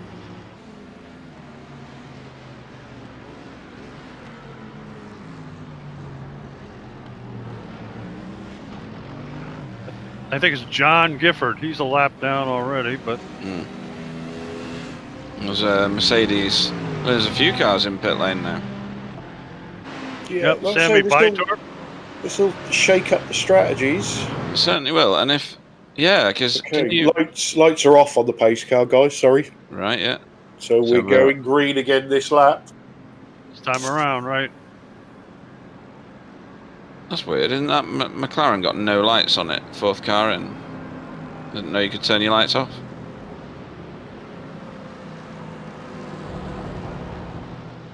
Well, they might just be them weird lights that you can only see at a funny angle. No. No, they're not off, aren't they? Yeah. You must have a button for that. That's cool. And the Oh. fire. Barbecue. Yeah. Get your marshmallows out. Hey. Quick burger before they get going. Who's barbecuing without my permission? So, safety car will peel in. Caden will be in charge of the field. Can Seb Hawkins do anything about him on this restart? I doubt it, because it's very difficult to jump somebody on a single car restart, especially as the leader is the only person that knows when they're going. You know, it's amazing how similar these two guys drive. Incredible. They're very, very close together all the time, They aren't they? certainly are. Yeah.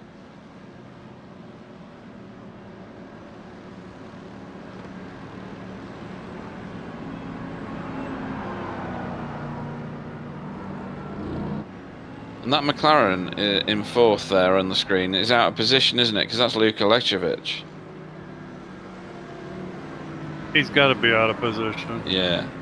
He's a lap down, but I imagine they don't put them in the back. They just leave them in sequence, right? Yeah. They do, yeah.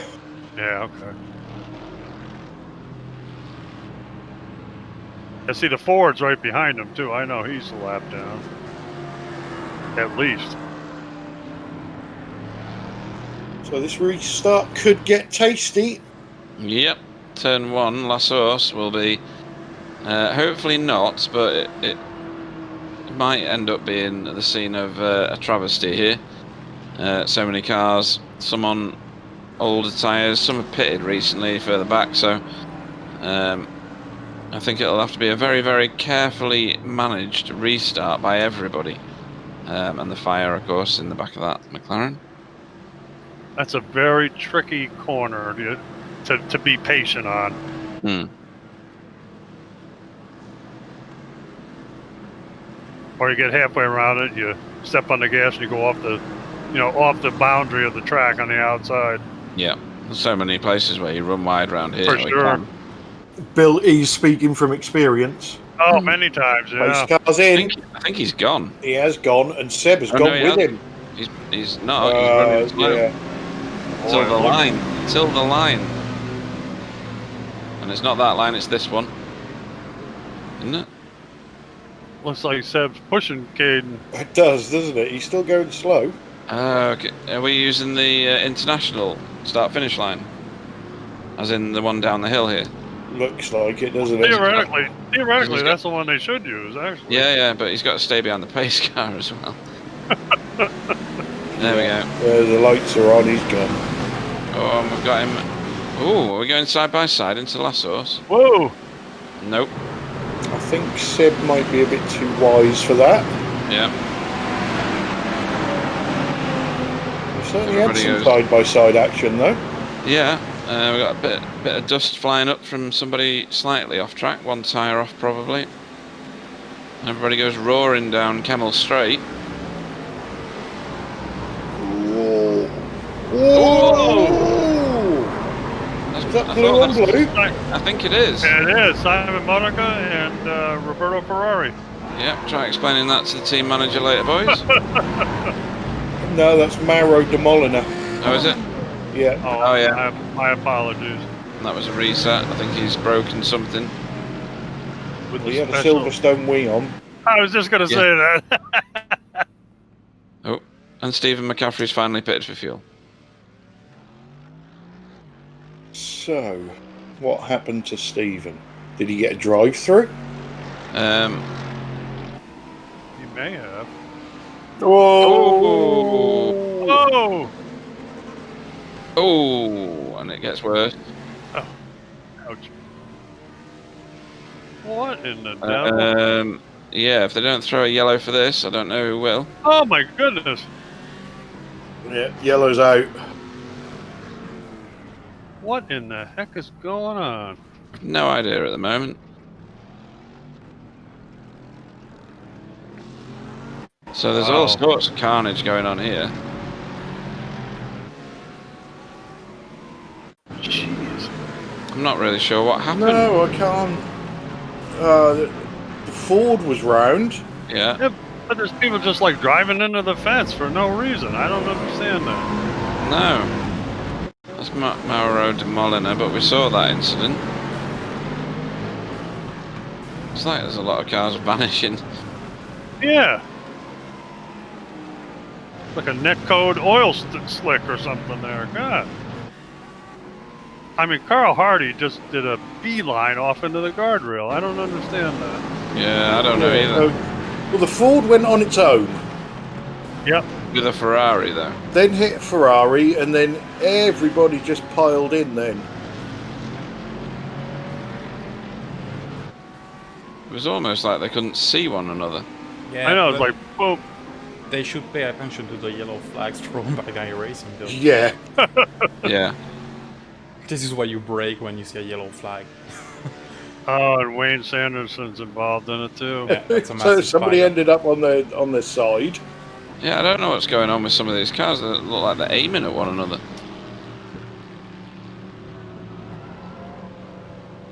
That is a strange accident. So we'll probably see a lot of pit lane activity this time.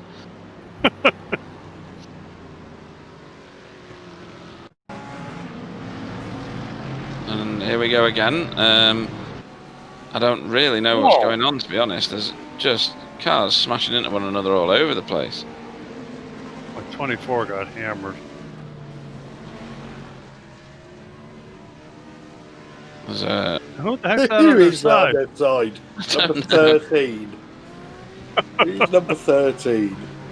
Haven't found them yet.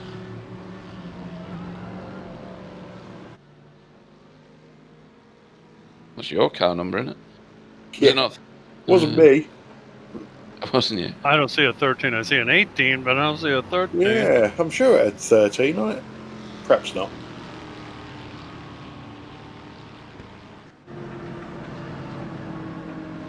There's a thunderstorm outside here. Looks like we have another safety car, huh? Yep. And you know what we say? Safety cars bring safety cars. They certainly do. Hey, there you go. That's catchy, Sam. You ought to patent that saying. Try and get some other people to say it.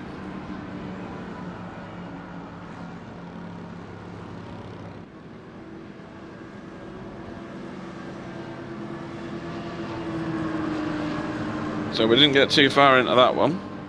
No.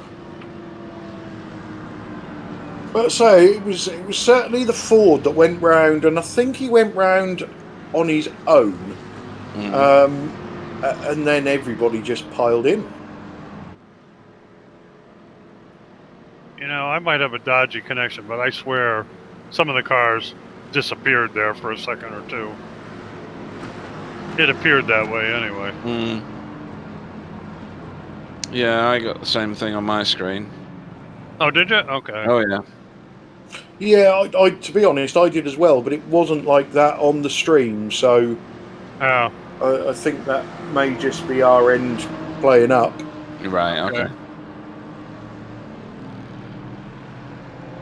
no, the Ford definitely started it. He hit a couple people. He didn't hit anybody. Some people ricocheted off him, and then it was like a chain reaction.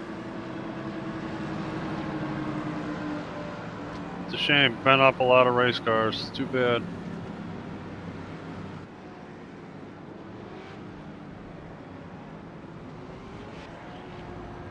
I didn't even realise Pete was racing, if I'm honest. I can't claim any of the credit for this one. No, there was no wall. Oh, well, there was wall contact. So there's 3 cars at least pitting, probably for damage. I'm going to gather there'll be a whole bunch of them that have towed back. So yeah, Ben Cullen got clipped by the Ford as it spun. Okay. I didn't think he had a great deal of damage. I mean, can these guys, if these guys fueled their cars now, are they going to make it to the end? No. No. So the advantage isn't there for anybody to fill the tank and finish the race. Stephen McCaffrey ran for 32 minutes, I believe. Okay.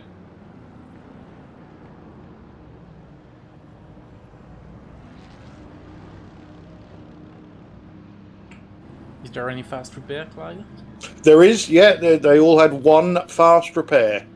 Ah, cool. So we will see all those guys back.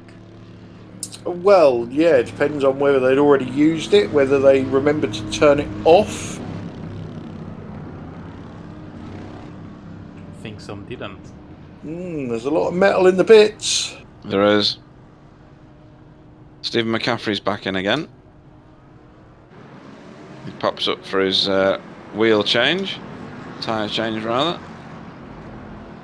So, Caden Bean still leading this race. Lights are off on the safety car.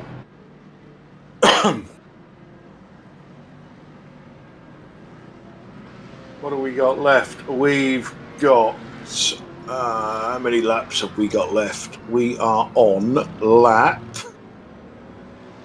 32 So, of 57. theory then. You know how good I am at pit strategy theory now.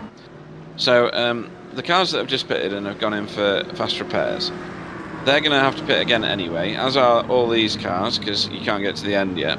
But they're going to have a shorter pit stop than all these cars when they get to that, right? Well, my only thinking on it before we go green again is perhaps these they were very, very tight on their fuel numbers. So the ones that have just pitted have literally come in topped up to make sure they've only got one more pit stop to do. Right. That would be my only thinking, if I'm honest. And that, you know, if your fuel numbers are close, you know, we've seen people in our races run out on the last corner. Mm-hmm. So yeah, it could be a good idea. Better safe than sorry, as they say. Yeah, there's quite a few cars still sat in pit lane. So whether they used their fast repairs earlier and now they've got significant damage, I'm not sure.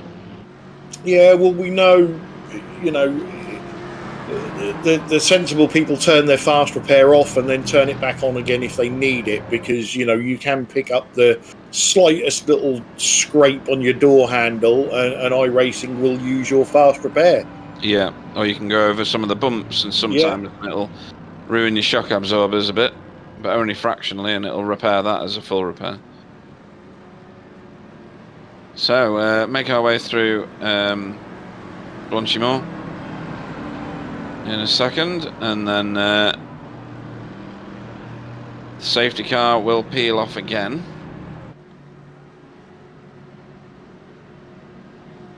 Caden's doing some serious tyre warming.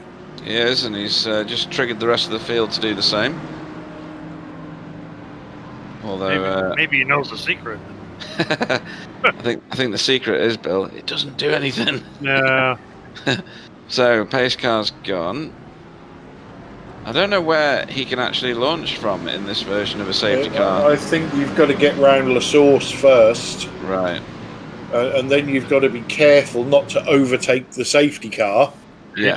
He just went whizzing by. I saw him in the pits there. Yeah, but he's got that corner to make, hasn't he? And yeah. At least the safety car doesn't drive through the wall here. Yeah, it doesn't. Right, doesn't it? So, when's he gonna go? Oh, he's gone. Or he should be going now. He's gone, yeah. So, let's see if this can be done with any more decorum than the last time. That's all very close, going through Eau Rouge. There's a bit of a gap in between certain cars now. Yeah, Chris Shaw's done well out of all that. He's up to 6th. Oh yeah, and Roberto Ferrari's moved up with him.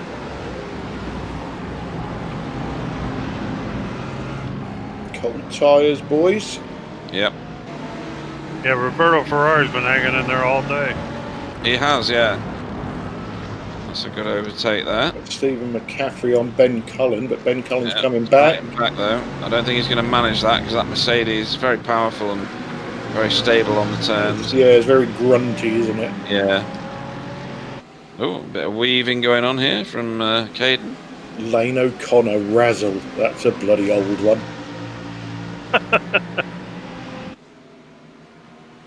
Showing your age there, boy.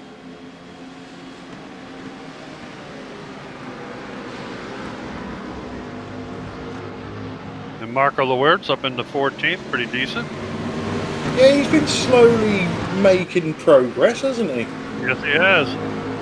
And Sammy Bytorp as well in 15th, even after having that rift problem.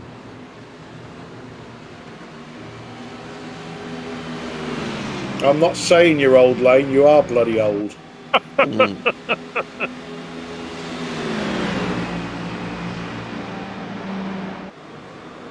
Whoa! What happened there? I don't know, but Biden crashed. Not sure if he was helped or not. I don't know. We'll have to wait for the replay on that one. He's missing the front of his vehicle. That's crazy. What happened there? That looks massively violent. It was top speed crash, that. Here he comes So he through. comes round here.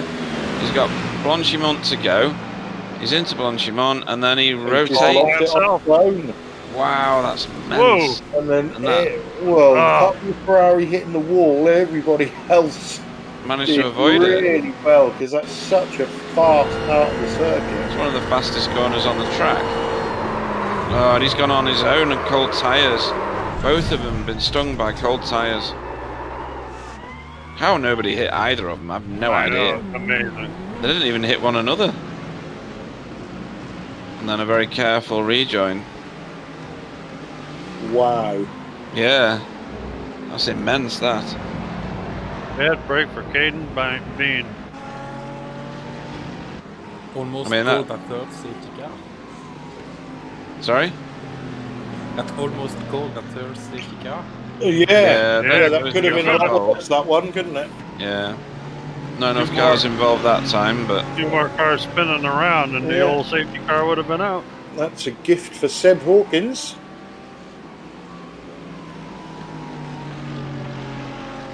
Steve Lavallee at the minute has got quite a lot of attention behind him. Yeah, it's Nicholas Pacheco.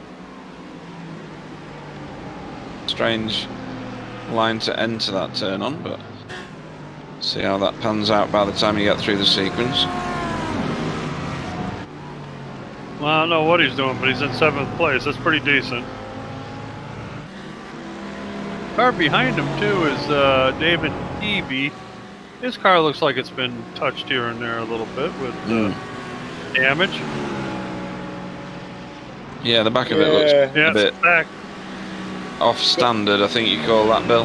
He's got a battered rear Very end. much so, yeah. Exactly. We'll skip over what Clyde just said. Oh, goodness. That's Carl Hardy's car. It was. I don't know what it is now. Because David has asked, is Fatboy still running, so I assume it's Carl Hardy. Yeah. I don't think Carl's ever run, to be fair. He's In all due rolling. respect, That's what you say. he was doing pretty decently today. He was. And I think Kip Stevens has fallen asleep in the pits.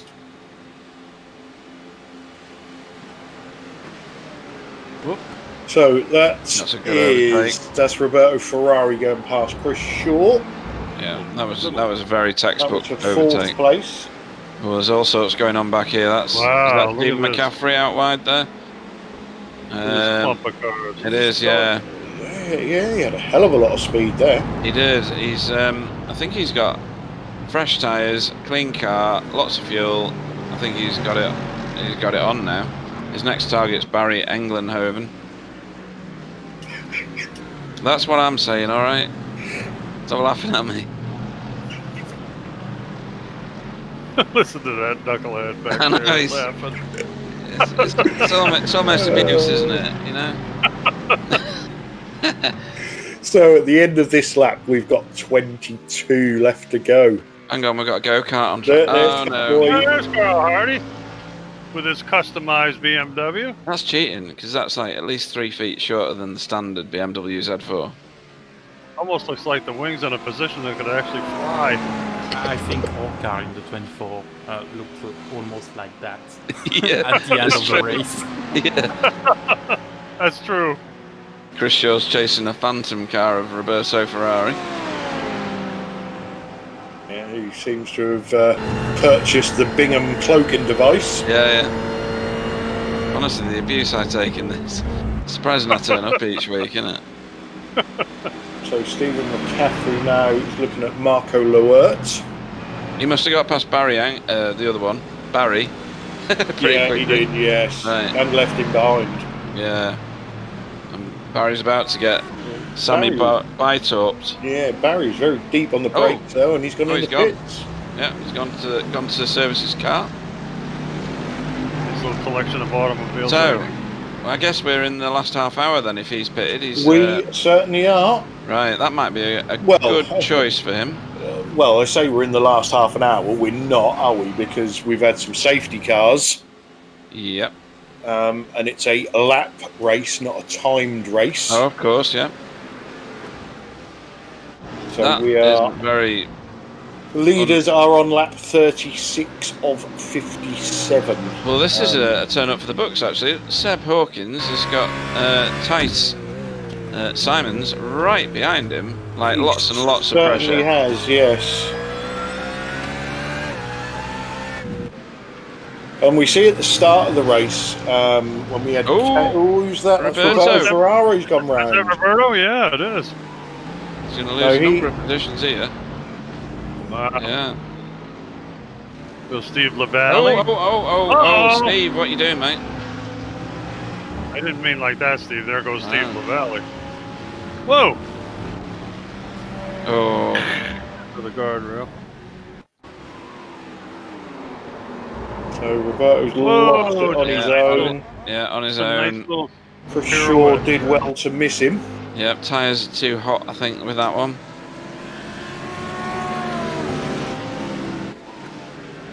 Wayne Sanderson's chasing these fellas. Is that Stephen McCaffrey ahead of him? I think it is.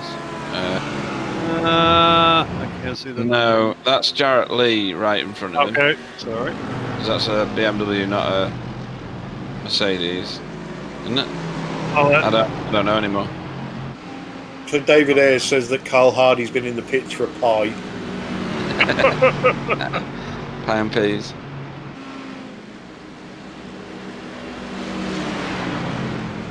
Yes, doesn't look like it'll take Stephen McCaffrey very long to get the scalp of Marco Loert.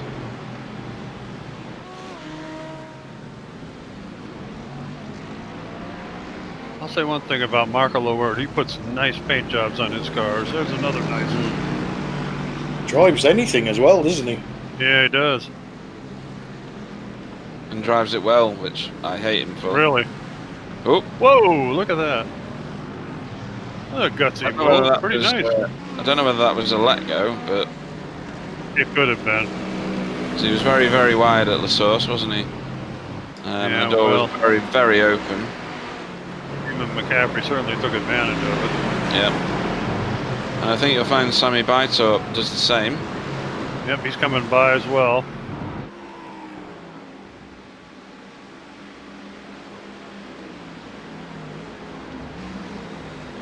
Marco falls back in line behind the two Mercedes.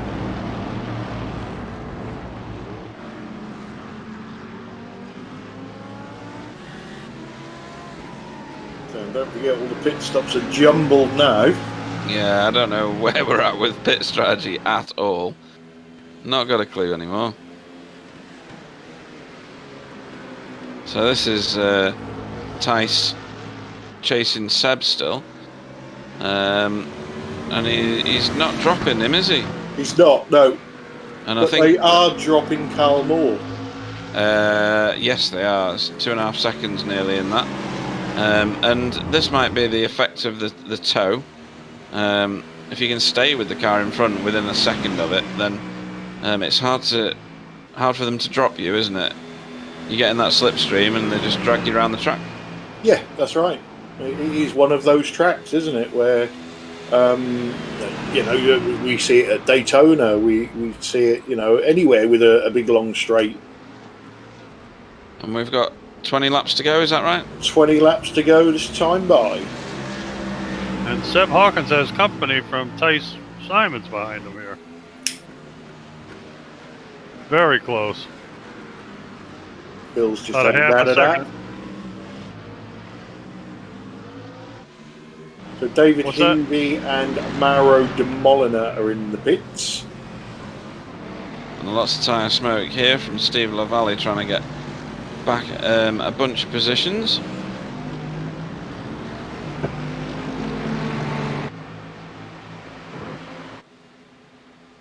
Meanwhile, up at the front, Kemmel straight, this looks like to me. There'll be a lot of tow going on there. Yeah, Steve LaValle has dropped in behind Ben Cullen, who's running 10th. Yep.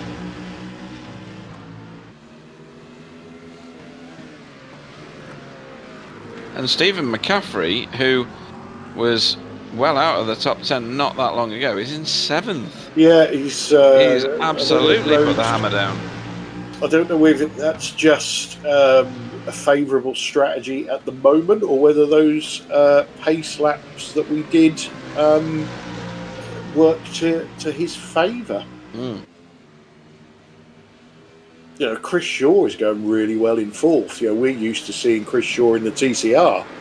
Yeah. Which is a totally different beast to this. Very much so. And I thought when that first yellow got thrown, full course yellow, that Stephen McCaffrey had been absolutely done because of his pit strategy. But he's probably back to where he was originally now. I'm really not sure whether he was higher than further up. Was he further up? Was he? Yeah, no, I think he's further up now than what he was. Ah, right. Okay. Yeah.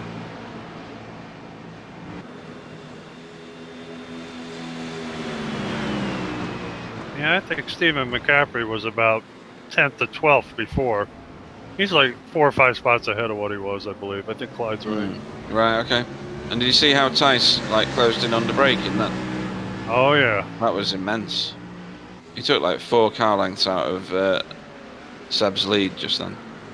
So Caden is back on track. Right. Running in 14th.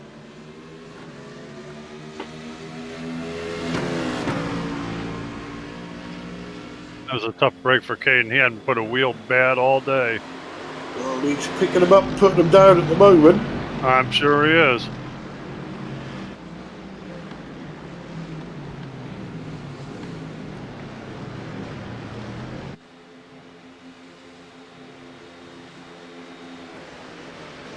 Looks like Sammy Bytorp is running wingman for Stephen McCaffrey. But it just shows what a pit stop or a safety car or a bit of both can do. You know, Caden had sort of led every racing lap apart from the laps where he was in the pits, and then one small mistake, and he's got to start all over again. Yeah, and those crashes, the ones that he experienced, you don't know you're in the crash till it's too late. Yeah. It's so subtle, and then you want to do a little correction on the car, and you think, why did that not work? And then all of a sudden you're slowly rotating round to the left, and by then it's too late to do anything. Yeah, and also, you know, where you make the mistake on the track. You know, we've seen cars make mistakes, do a 360, a 720, not touch anything, and just, you know, melted tyres and away they go again. Whereas that one took him straight into the wall. Yeah. And and I tell you, I'm not happy that he crashed, but I'm certainly happy that it wasn't a car-to-car incident, you know, from the leader. That's always a tough thing to swallow. It is, yeah. He very much lost it on his own, and look at that again. Tice just taking masses of time out. In the pits. Both in the pits. They're both in the pits. Okay. So this is clearly a scheduled stop. Yeah, and I don't think they can make it from here. So really, you think they need one more, huh? Wow. Yep. Well, is that Wayne Sanderson carrying on? Or is he? Well, no. Where am I? I think that was a lap carrying on. Yeah.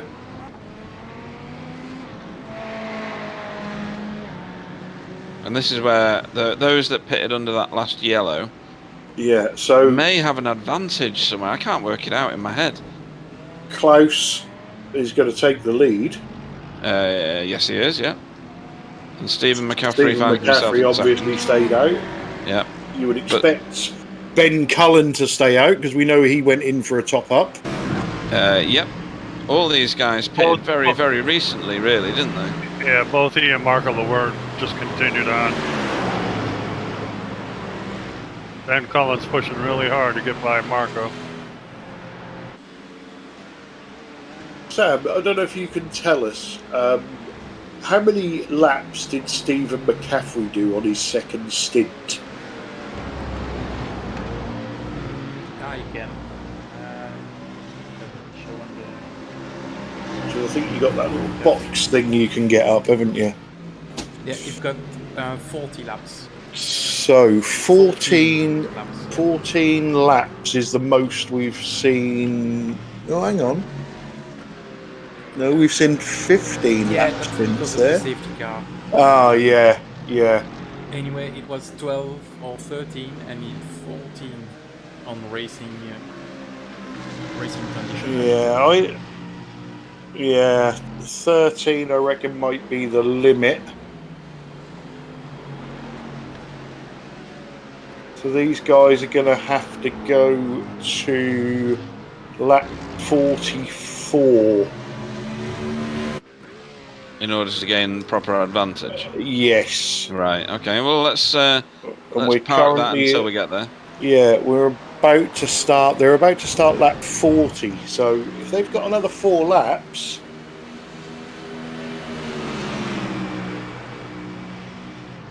And Seb's just about to lap Luke Lechovic. I don't know if Seb took tires or not, but his stop was longer than anybody else.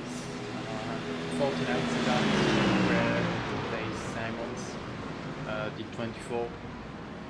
Yeah, he got out ahead of him. You're right, Sam. What would a speeding penalty get you? I'm not sure. I mean, Right. I don't think that that's really gonna be that might be Right. tires. Okay. well, that could be the difference in the end. Mm. But like I say, these guys that have just pitted, they're not getting to the end. No, so They need to splash and dash. and if Seb took tyres and Tice didn't, that'll have to be We'll see reciprocated. here. Fuel It popped goes up in by now. first, doesn't it? You No, should've- it's fuel then tyres. Okay, let's wait then.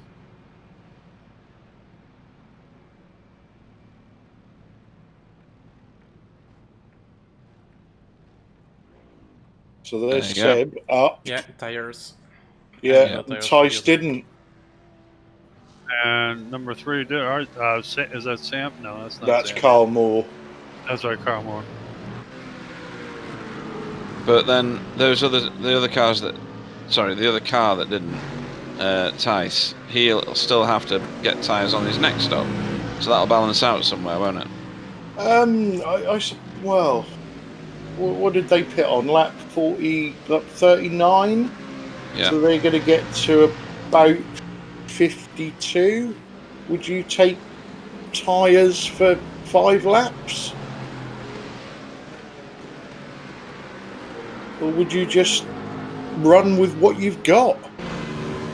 Well, how much time is that worth at the minute? 20 seconds or something? Yeah.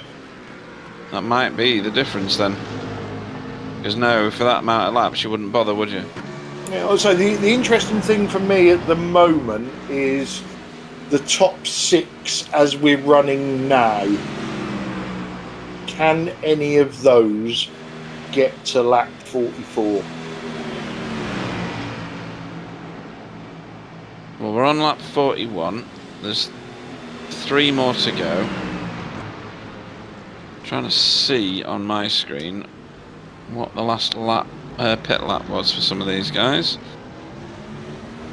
I'll say have a look for Ben Cullen because we know he went in and filled up. So Ben Cullen went in on lap 31. So I think they might do it, you know. I think they can as well, but only just.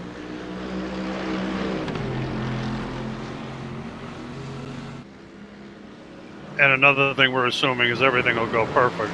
Oh, of Not course. not Yeah. necessarily. Yeah, No. Klaus Nielsen has pitted. And I think you're right, Bill. I think Sammy Bytorp's a wingman for Stephen McCaffrey at the minute. Look at that. God, they're flying in formation. Yeah.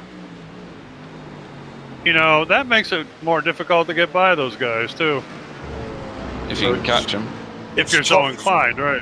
Top 5 now are trying to stretch this fuel window.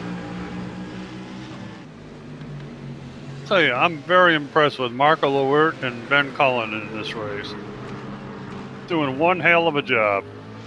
They are, yeah, and Ben's car's showing the rubber build-up on the front of it and near the AirPods. Yeah.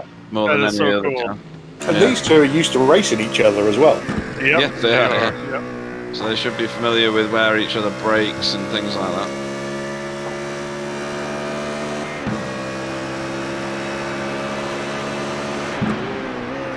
Oh dear. Grandson's watching the broadcast again. Well, our former leader, Caden Biden's up to 9th place now. That's what I have on my screen.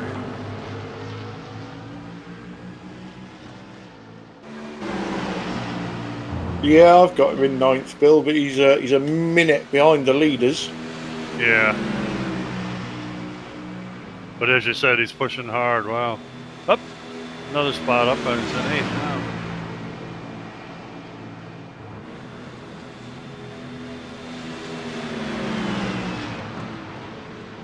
Might be a little adrenaline flowing in his veins after his little crash. Oh, so there's Marco one. Lewert. Marco Lewert has blinked. Yep, he's in the pits. He's absolutely thrashed it into that pit lane entry. That leaves 4. There's a lot of smoke there from somebody. Somebody cooking without my permission? I think so, Bill, yeah.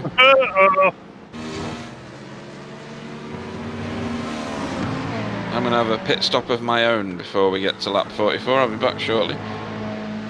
Copy that.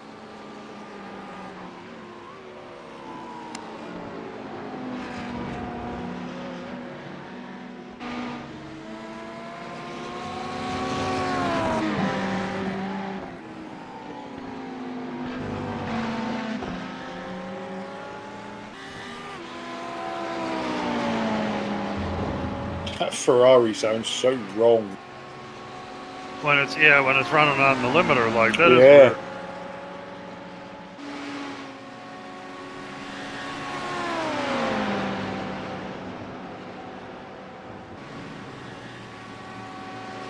Almost sounds like Curly of the Three Stooges or something. I don't know. It sounds weird.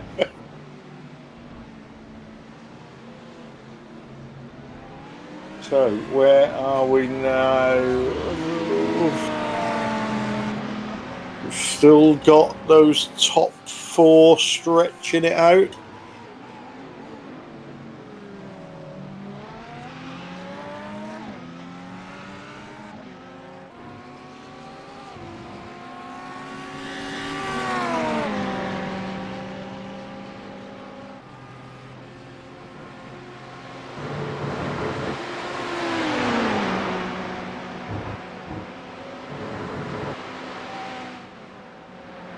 My timing screen has just gone totally wrong at the moment. This is Andy Maxwell. What are we seeing? What does he do? He's lost it. Yeah, Oh, it's just running all around on with his a sword. own. But good man gets out of the way quickly. Yeah, it was a good recovery. So this looks like Mauro de Molina is under a lot of pressure from Martin Versluven. Yep.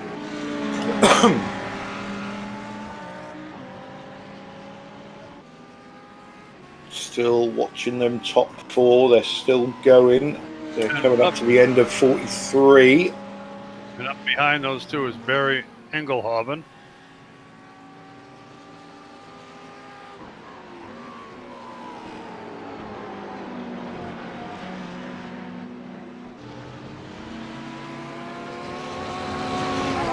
Right now got the quiet before the storm. Well, I think those top 4 have done a masterstroke.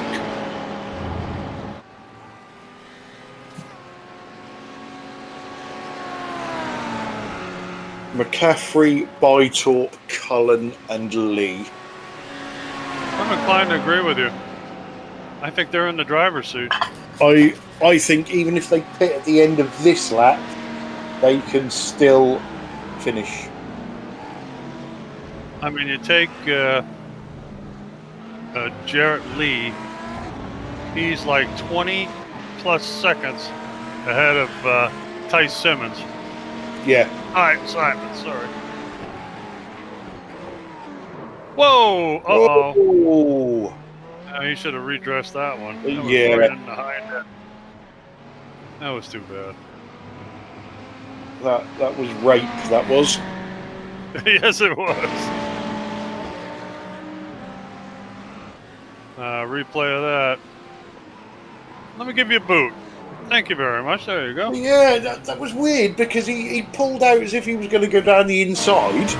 I know. And then cut back in again. He didn't do one or the other, did he? Whoa, boy, that spins around in a hurry, yeah?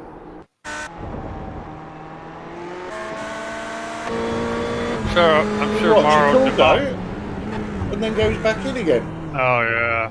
He lifted him right off the ground. I don't think Mauro de Molinar is too happy about that one. No, I wouldn't be, to be honest. Nah, wasn't very nice.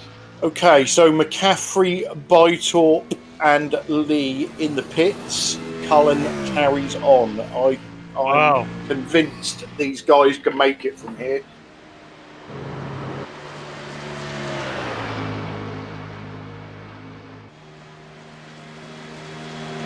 $13 laps to go. Okay, take it cool, Ben. Use some common sense, man. Yeah, after pulling a master stroke like that, you really don't want to be running out on this lap. No.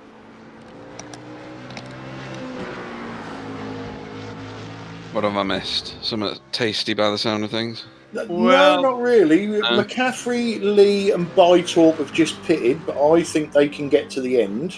Yeah. Cullen has stayed out, but I think he might be in this lap, and he'll get to the end. But I'm not convinced that the guys that are going to take over, like Ty Simons and Chris Shaw, can make it to the end. I think they're going to have to splash and dash. Right, okay. And a splash and dash at Spa is not really a splash and dash. No, Not when you got Because it's a massive pit lane, yeah. And you got, what, nearly a 4-mile lap? God. Tice's only tactic can be, get the lead back and just go like the wind and just see what sort of a gap he can pull. But I take it this is Stephen McCaffrey back out on the street with yeah, Klaus Nielsen seems to have sandwiched himself. Sammy Bytorp. what about? Here's a question for you. When did Caden Bean last stop? 34, lap 34. Right, so he can't make it to the end. No. Because I've just seen that he's slowly made his way up to 5th position. Yeah, there's Ben Cullen. Oh, Ben Cullen's in. But yeah, Caden. There he is right there over through. Oh, no, that wasn't him. Sorry. So Caden's, yeah, he's got to stop again. Because he's, what is he, like? Oh, we got him on screen now. He's coming up to Lanchamont. What's that? Lanchamont, yeah. So he's got 10 laps worth of fuel too few, I think. Calculating that out. Might even be in now, next couple laps. No, that doesn't make sense. I need that to stop again. Yeah, he's got to stop once more anyway. Yeah. Yeah, and I think he's in. He's Ty pitted. Simons, Did Chris he really Shaw, pit it? Yep. Seb Hawkins, Carl Moore all need to pit again. Steve LaValle's right on the back of. I think Klaus Marco Nielsen Lord. is in a false position as well. I think he's got to pit again. Don't Right. think he's going to make it. No, I think unless he's fuel saving on an unbelievable level, he's going to be a couple of laps short.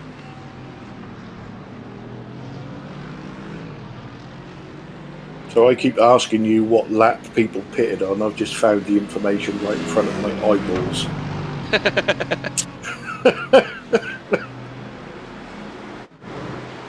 Magic. And I've also had cake delivered, but I'm going to be professional and not eat it now. All right, okay. Oh, that's big of you. For once. Taking one for the team Yeah, again. for once, Sam just.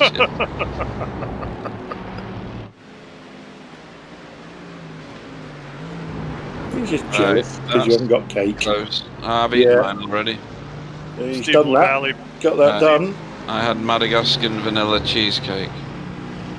I don't know what Wow. mine is. It's homemade. It's like roadkill cake. Stop that. And that's the last time that Clyde ever had cake. Now, No, when he nobody talks knows like why. that, when he talks like that, do you think he deserves another piece of cake? I don't. In the face, maybe. Yeah, there, there you go. So is Klaus Nielsen upsetting the? Yeah, well, he was Pacework. one of those original 6 that were out front and we thought might only be doing one more stop, but then he pitted a couple of laps earlier than the other guys. So, you know, him pitting on lap 42, he's going to get to 55, maybe 56. So I still don't, unless he's just going to run round saving fuel, he's not going to make it. He's going to have to come in again. Yeah, and something's happened here, hasn't it? Because Ben Cullen's now ahead of Marco Loert. Yes, he is. That Ferrari's nailing it at the top of its rev range again. Yeah, well, we see Steve LaValle go past Marco Loert. Somebody just ducked in the pits. Who was Oh, that? it was Steve LaValle. Okay.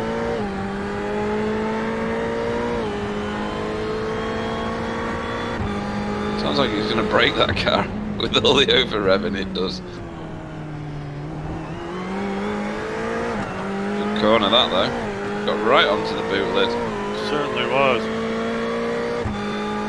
Tell you what, you're going to have to pull out quite a long way to get round that rear spoiler, aren't you? That's massive on that BMW. God. It's just huge. Oh, here we go. So this is Klaus Nielsen overtaking Stephen McCaffrey, right?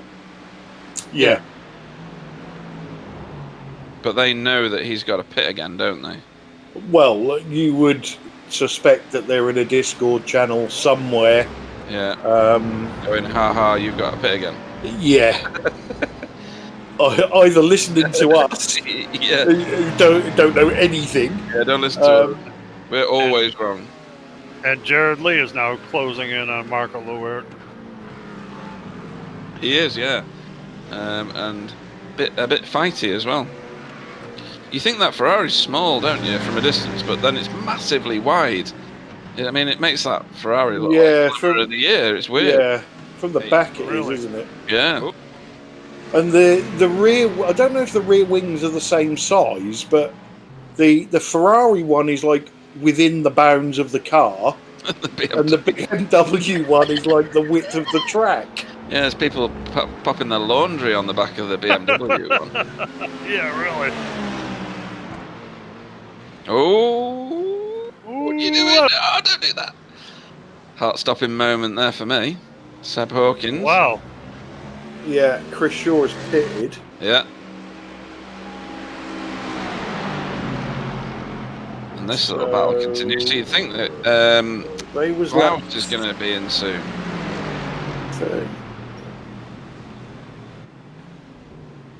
So, yeah. Not yet, though. I think Chris Shaw is just doing his splash and dash now. Well, I don't suppose it matters Yeah, when you do it now, is it? He's definitely in the pits. He's got 20 points, too.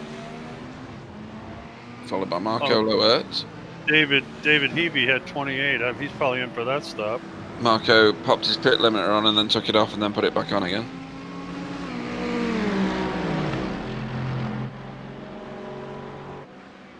So it's very, very contested territory here.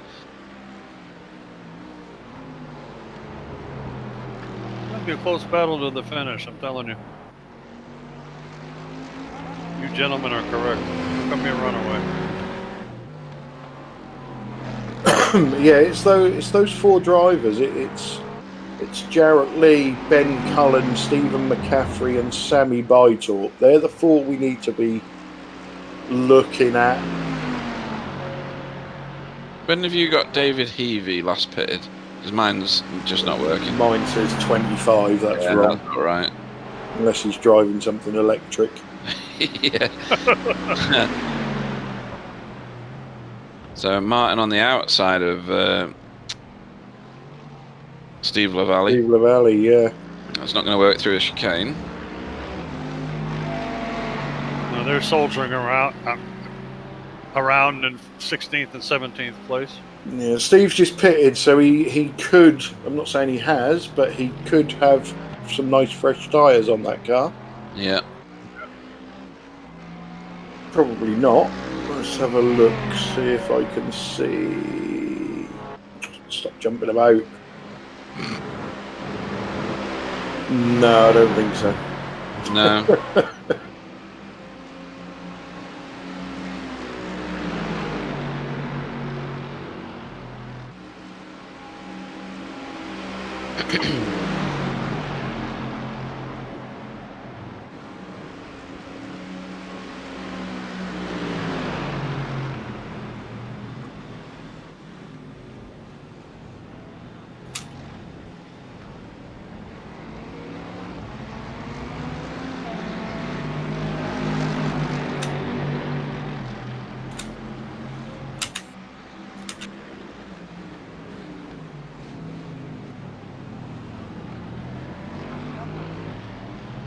So these two continue to follow Klaus Nielsen around. I'm guessing in the assumption that he's going to pit again. Yeah, he's got to. He's got to, hasn't he? No way he's going to make it. No. He came in too early. That's Steve LaValle.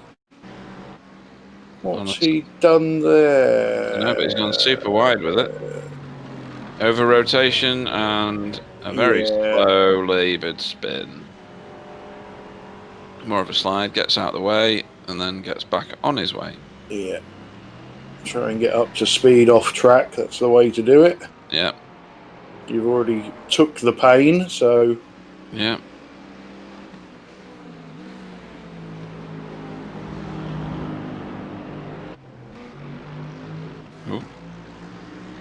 So, Dan Babbage. Yeah, someone we haven't seen a lot of in this race. Yeah, with Andy Maxwell, I think that is.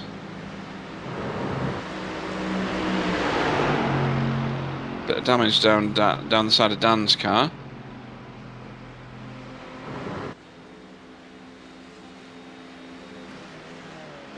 Trying to break the toe all the way down Camel Straight. Don't know if there's any rules on how many times you're allowed to change direction. Ooh! But he's straight lined that nearly. Yeah. I don't think you get a slowdown for that, but you'll definitely get the incident points that go with it.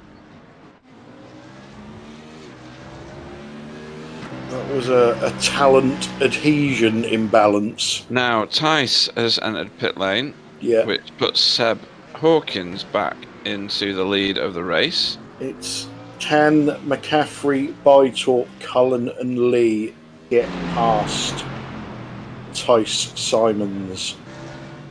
More. Yeah, Carl Moore's still got a pit. Yeah, it's probably on this lap somewhere.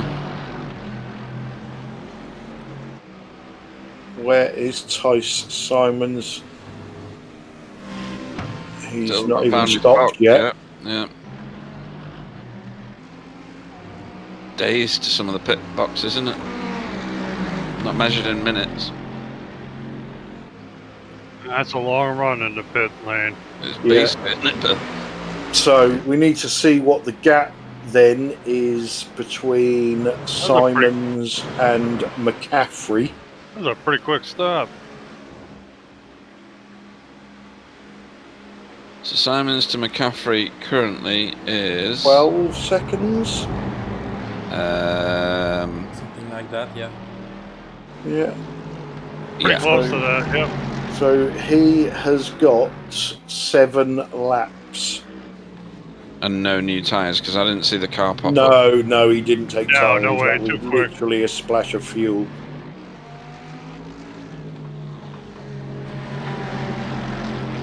So you'd think that Seb Hawkins and Carl Moore have got to do something like that.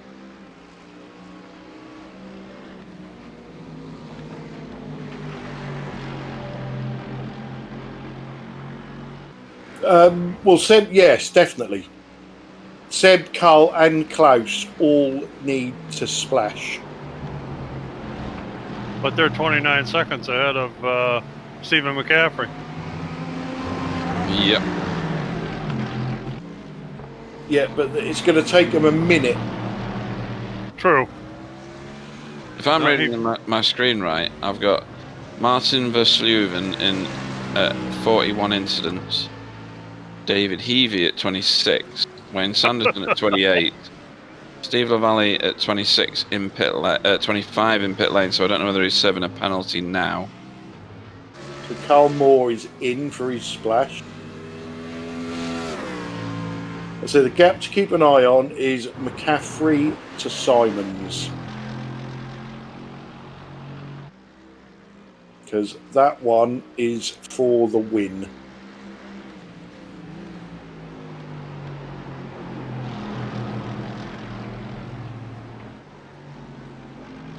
And I think Ben Cullen can get a very creditable 3rd place.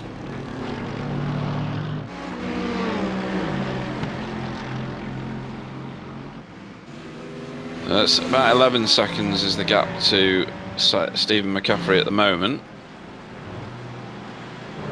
As we watch Ben Cullen taking it over Eau Rouge. No, under Eau Rouge rather.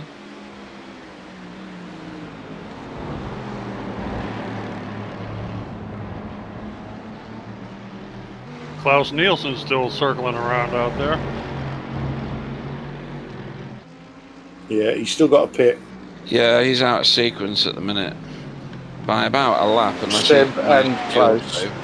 Yeah. Here comes somebody back out. Who is Yeah, that? that's Carl Moore after his splash. Okay. Looks like he re-entered in 9th place, maybe.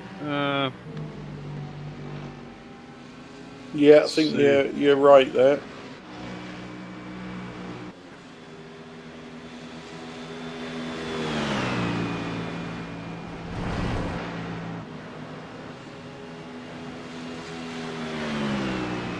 So I suppose it's more beneficial for Seb now to run the tank dry, isn't it? Or he's just I think Seb's he coming just in has- now. He's entered the pits. Yeah, small information. Seb, it took 11 seconds on Klaus Nielsen on the last 6 laps. Wow. Right, okay. Yeah, so Klaus, I keep saying Klaus has still got a pit. Klaus might just be running. He's running 2-minute 20s at the moment. Although 2-minute 20 is his best as well, so I don't think he's slowed down. No, it doesn't sound like it. That's very wide. Wow. You got a mark for that one, I can tell you. Definitely. So, where are we? McCaffrey. Is that gap coming down? It is. Yeah, we're starting 8 and a bit seconds now. And we've got only 5 laps left, so I'd be saying that there's not enough time for him to pull all that Yeah, I back. don't think so, yeah. Certainly not for Seb Hawkins. He just arrived at his stop there. Yeah. 6 days later. Yeah. Wow, it's amazing. Oh, he's away. He didn't take too much fuel. Doesn't really need that much.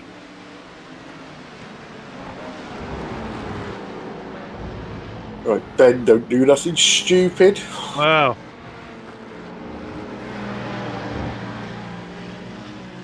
He's quicker than you, let him have it. What was it, Ty Simons? No, that's Jarrett Lee. Oh, okay. That's Ty Simons there. Okay.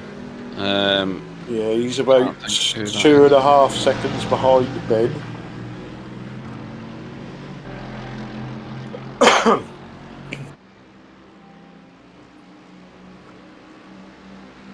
I think this is McCaffrey's to lose. I would think so. I mean, Klaus Nielsen's very, very on the bubble of what is capable, because he pitted on lap 42 according to my screen, which is 2 laps short of where I thought we were saying that you needed to. I mean, what happens if he can stretch this out? He's got to win. But those Ferraris, they sit on that pit limiter, don't they? And that's going to use out of fuel at those revs. I think he's going to have to. He needs to save too much fuel. He's going to have to slow down horrendously. And McCaffrey and Bytorp are on top of him right now. Yeah, they have closed in, haven't they, Bill? Yes, they have.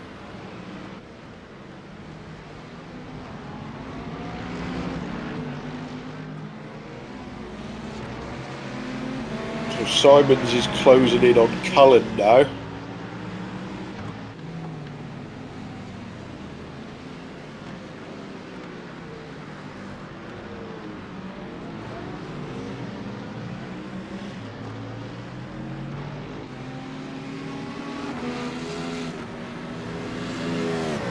Pretty amazing after almost 400 kilometers, these guys are that close together.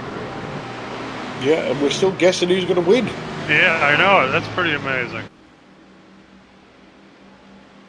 I would have voted Pete all the way. Absolutely. If it was a 1-lap race.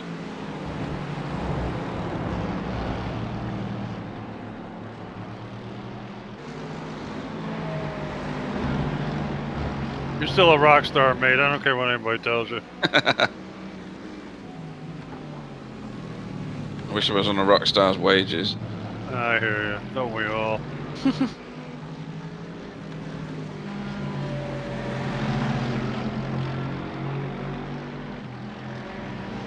So yeah, behind Sammy there is not a massive gap back to Jarrett Lee, is there?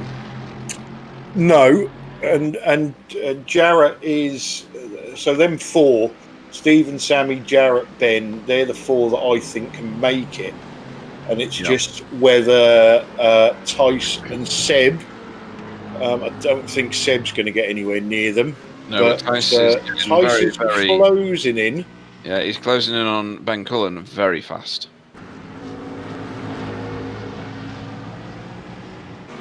That's visibly nearer than it used to. The trouble is, he can't afford to waste time getting past Ben.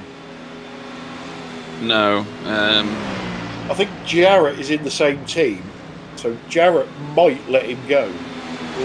Or is he? Yeah, I think he is. Same livery. Pace works, yeah.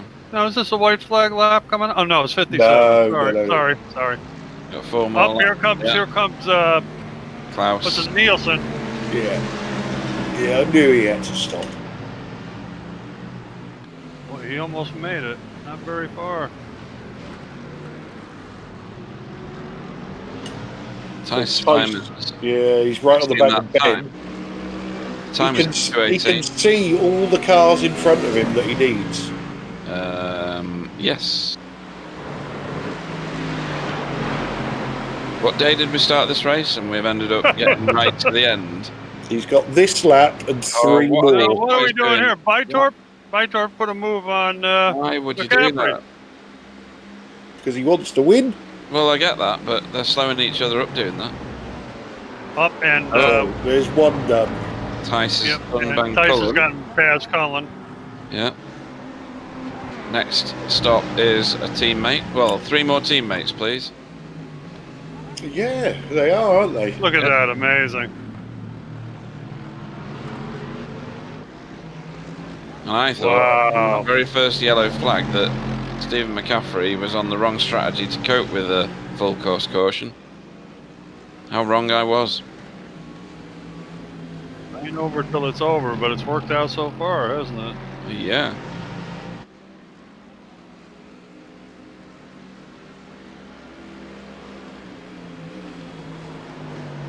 So you would assume then that there's no team orders here.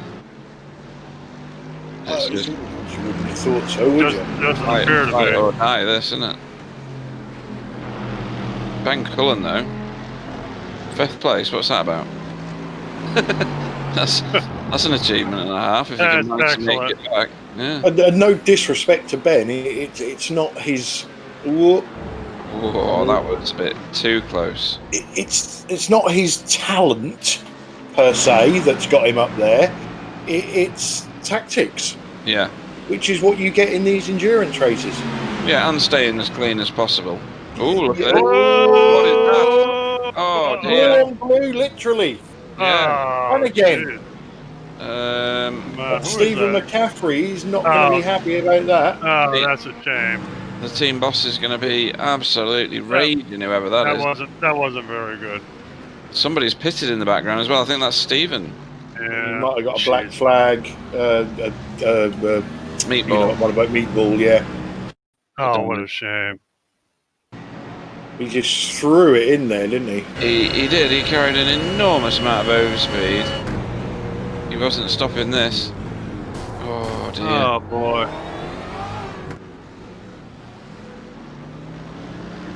And he got away with it. Yeah. And Ben Cullen is staring down the barrel of a podium. He's Hang in there, two, man. Only a little Yeah. way to go. Yeah, 2 more laps, and he's got a damaged Beamer in front of him.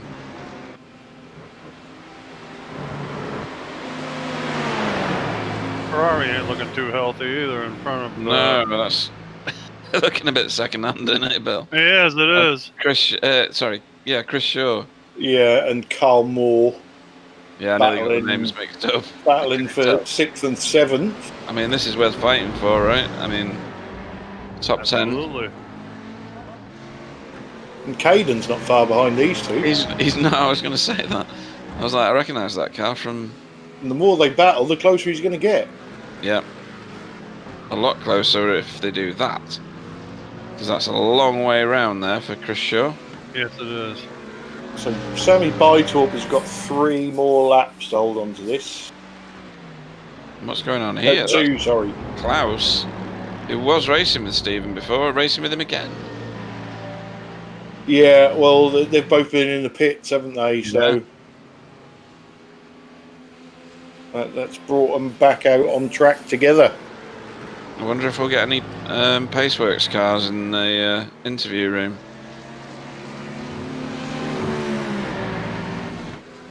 They might all be a bit shy at the moment. Well, apart from Sammy. He's not been Yeah. affected. Yeah, he'll be in. But Tice is catching him. Like, hugely catching him. Even with a damaged BMW. 2 laps. But Ben Cullen's not giving up on this. And Jarrett Lee's had to pit. Yeah, it's just the damage. Is it? When he got clipped by Stephen McCaffrey when he went round. Spinning, right. Yeah. Yeah. It was like a double blue on blue. Yeah. Oh, go on, Ben. Look at Ben. Look at Ben go. He wants it. He can feel it. Now, Tice has fallen off the back of Sammy, so he's Well- obviously had some sort of episode. Well, it's either that or because he's defending from Ben. I think he's had a bit of trouble going either through Eau Rouge or out of La Source or something like that. Maybe he lost it going over Radion.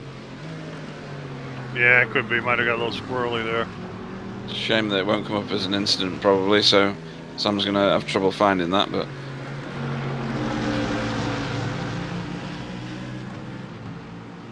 Take it easy, Sammy. Bring it home nice now. Don't get crazy. Tice is very much closing onto the back of him again. Yeah, but Sammy wants Ben to fight Tice. And Ben wants these two to get together. Yeah. Wow, I'll tell you, great comeback by Caden Ben. He's you know, Yeah. if this was 100 laps, he'd be up there, man.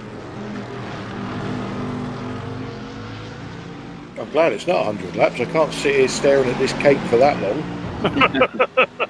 Well, no, of course not. I'm surprised that cake's managed to resist your affections for this length of time. I might have to eat it in bed. Oh, good lord. Oh, go on, Ben. Whoa. Go on, Ben. Oh. Wow. Carried a bit too much speed into that corner. Where is the finish line? I don't know. I think it's not that one. I don't think it's that one either. I'm pretty That sure one? it's not that one. I think it's the one the- round the corner. Yeah, it's the top one, the one we just passed. The one with the The one sign with the above it. sign. That's The one with the overhead sign on it? Yeah, the GP one. Not this Right. one, previous one. Okay. There's about 10. They really need to sort that out. What's this? Look at Oh, Caden. right, okay. So, Caden, taking Two. it. Chris Shaw. 2 hours 20. Final lap. It's very defensive. Made it stick. That Ferrari's going to have to go around the outside. Yeah, with the one extra going off. Yeah, final lap.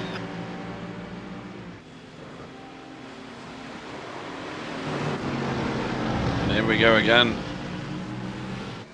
I think Ben can taste victory. Look at that Ben. He's hot to get up there, isn't he? Look at him. He tried to do a cut back there, it didn't work. He's got He was plenty of more opportunity. Look at Lisa is this. still going at it. Wow. Great. Great action. Oh my goodness. Door banging nearly. That's total respect racing. Oh, that was That was brilliant. outstanding. Is it going to carry on? Oh my, Caden. look at that. Oh my. I think Wow. there was some net code in there. Can't get a Rizzler between them two. Holy mackerel.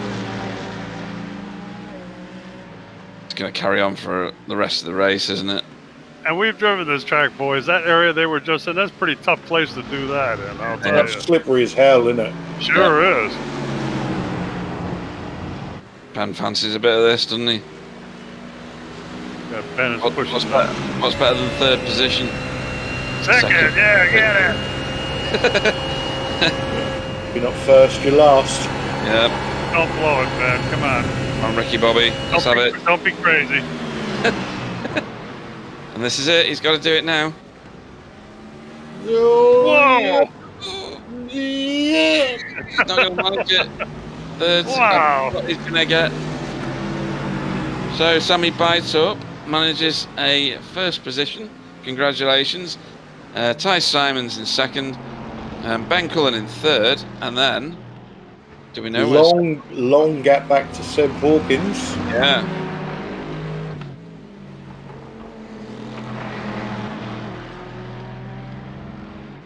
So Seb comes home fourth. Carl Moore in fifth. Long-time leader, Caden Beanbine, I'm sure he'll let us know, comes home sixth. Carl Shaw with a Chris Shaw with a fantastic drive comes home seventh.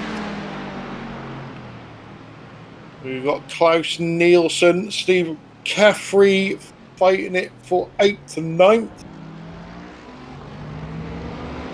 And Jarrett Lee should round out your top 10.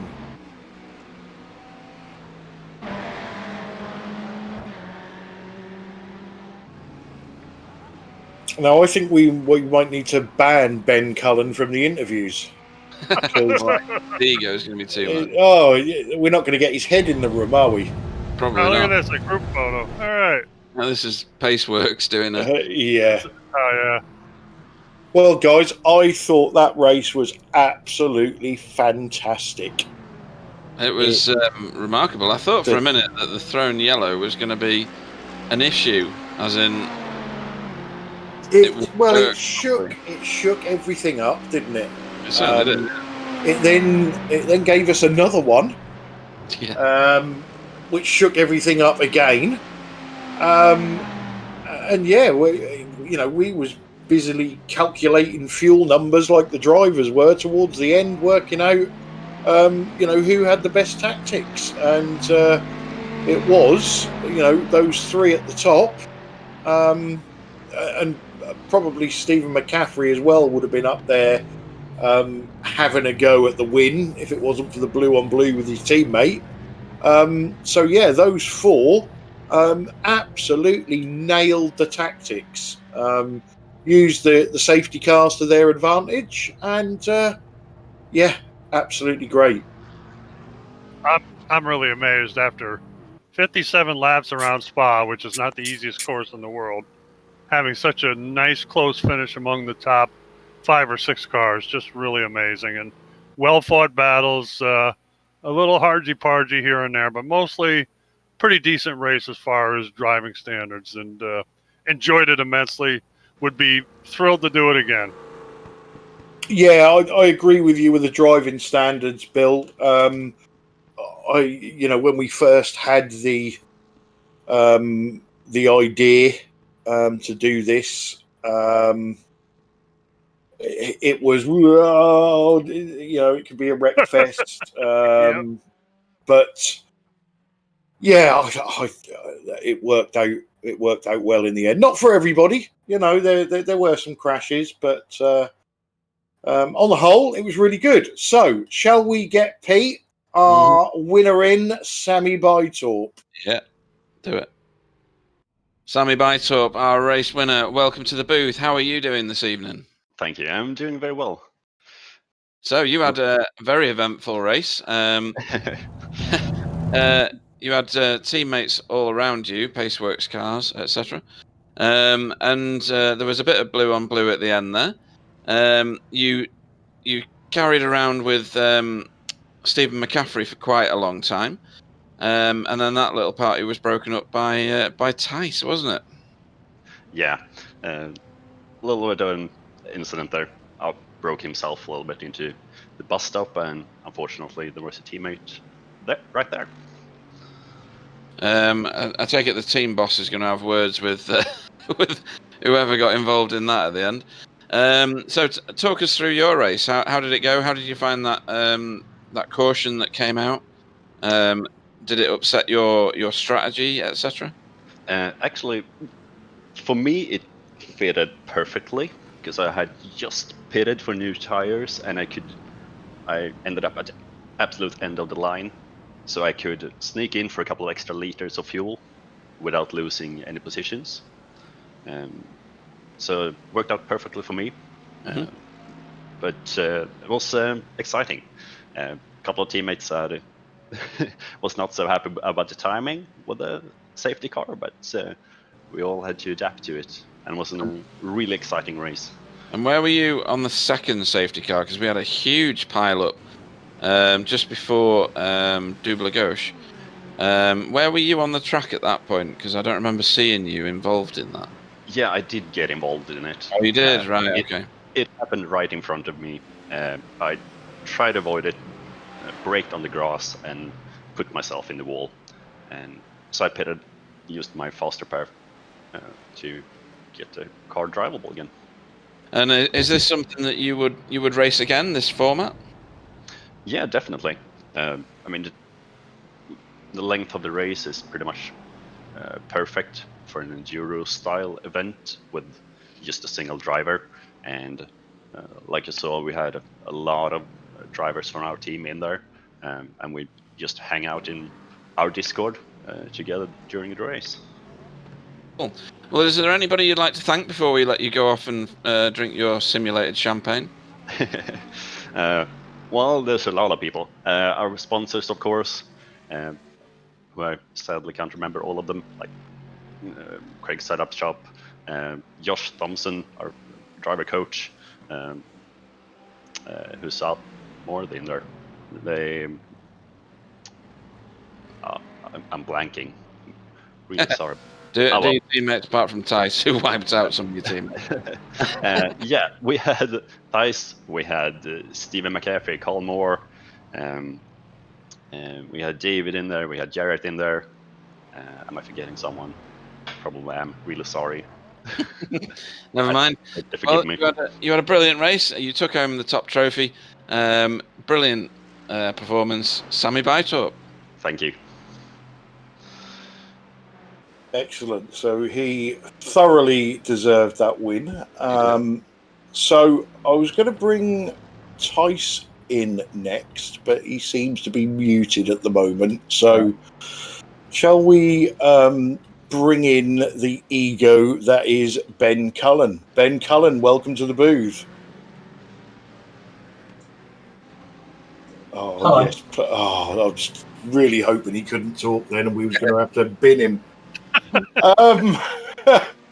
Ben, that was absolutely fantastic. You nailed the tactics to get that third spot on the podium.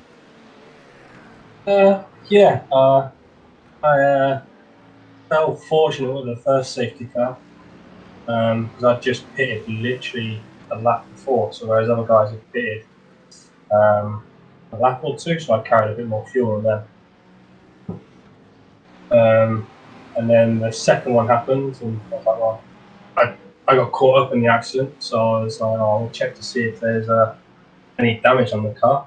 And I might as well, whilst I'm doing that, just take the top off and try and run London. So I didn't have to make that extra stop that I knew the other guys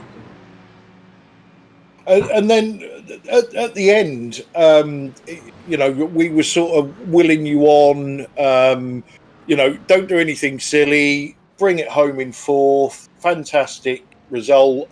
And then there was a blue on blue in front of you, and you must have thought all your Christmases had arrived at once. Yeah, I changed. So going around the first stint that I did, I ran the engine setting on the highest setting, and then the following two stints I ran it on medium to try and save some fuel, which is what I'm guessing Stephen did as well, because that's why we went extra longer. And then partway through the last one, I banged the setting back up to the top setting, and I was closing on the second lap, so I was going to get closer in the last few laps. And then when I saw that, I was like, brilliant, I'll take that.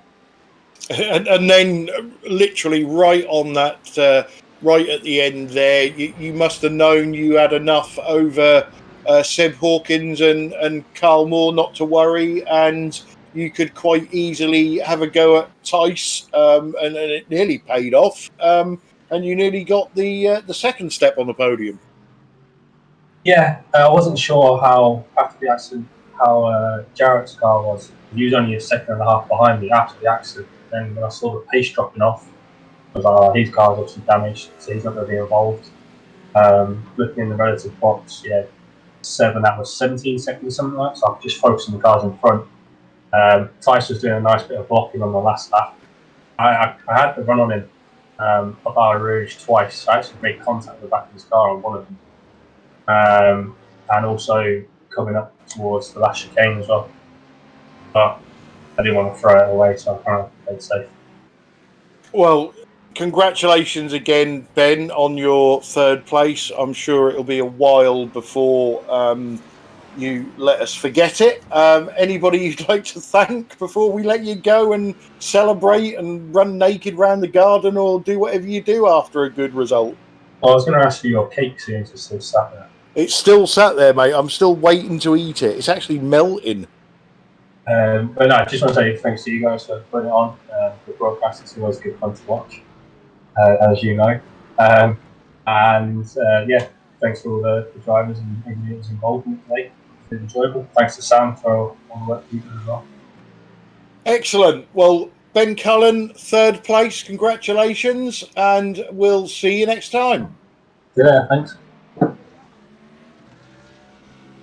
Okay, Pete, are we going to bring in Tice next? Yeah, I think we should. You are the best person to give him a proper grilling.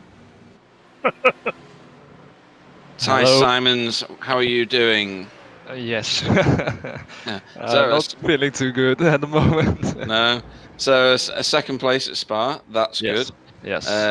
You may I'm saying this in a very roundabout way. You may have had some degree of contact with some of your teammates. I the might chicane. have had, yes. Yeah, I'm not blaming you, but Nah. I don't think we got it on the broadcast, though, did we? I don't think we played it several times. No, definitely Yeah, not. I think it was netcode or something, wasn't it? Yeah, no. Nah, Um, I have to be honest here. I just had my braking zone was at the left-hand side there. There was a bit of dust that I used for braking, but yeah, obviously I was on the right-hand side and I missed a bit of dust. And I was just too late on the brakes. And See, I've heard Clyde saying that he's put he's put braking points and shadows, and then when they changed iRacing and they had time of day, all his shadows moved, which Yeah, but the I thing found is- very funny. I've never heard of dust though. the thing is, new. that dust is there every time, so I just use that all the time. I'm gonna go Right, find write that dust one now. down, Pete. Yeah, I know. Yeah. We could use that later on. This is a new excuse. Yeah. Dust. It's the wrong type of snow. Anyway, so other than that, you are a very, very fast, very competitive racer, aren't you? You pulled through the rest of that field after the last pit stop immensely. Yeah, I tried my best. Yeah, elbows were definitely out. It has to be said. And in terms of drag racing, you're better than anyone. Camel straight, you were overtaking people and putting them down like they were ready money. So brilliant results. Tell us about your race. What were you part of that massive pileup? Yeah, well, obviously I was not here to be even competitive for if it wasn't for the cautions that were thrown out. I was lucky. I was on a two-stop, on a double stint on my tires. So I was on course, and then the caution came out, and Carl, my teammate, was ahead of me doing a triple stint. If it wasn't for the triple, I think he might have got me. And yeah, I was just very lucky to be to have the cautions on my side. So the guys ahead of me were also doing triples, I believe, and then the second place or first place got killed, which was also in my favor.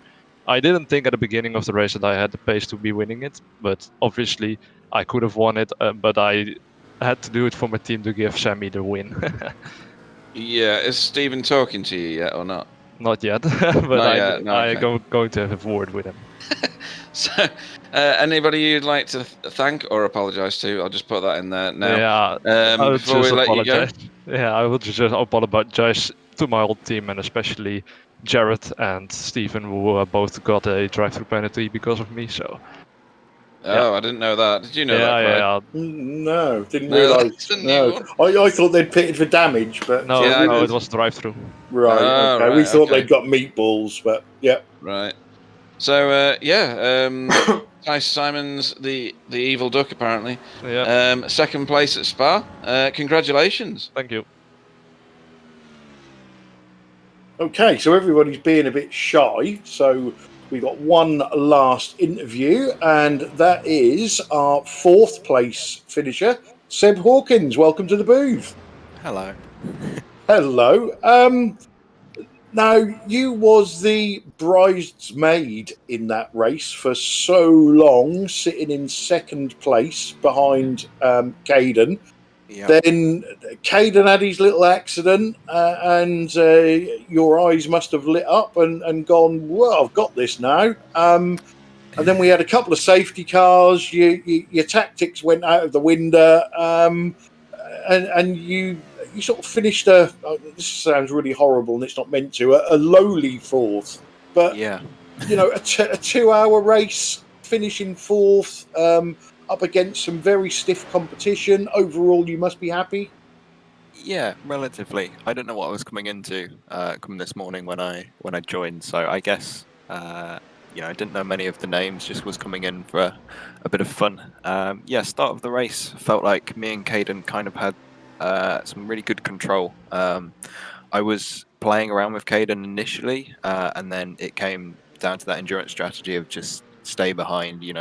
Save fuel, save tires.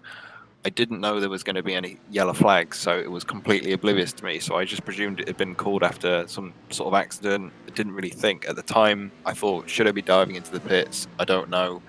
I haven't even had a chance to think whether this should be the right strategy, and I basically went off whatever Caden was doing. I was just going to repeat, which in the end, you know, he didn't pit. We stayed in position, had a pretty fun restart on that first restart, and then we, you know, back into that same mentality. You know, we started pulling away again. It felt really good. It felt like we'd kind of save fuel, save tires. Each time I was going to the pits, felt like I was cutting off so much time on Caden. At the same time, for the first few stints before the yellow, I was closing down my stream applications on my desktop. I had turned my fans up on my PC because I just started getting random stutters on the first and second stint, which meant at some point my pace dropped off and I ended up losing sort of 2 seconds to Caden. And it was basically me alt-tabbing and hoping for the best, which in the end things came back and stabilized. Then we had the flag, which was nice because at that point I had quite the sweat on.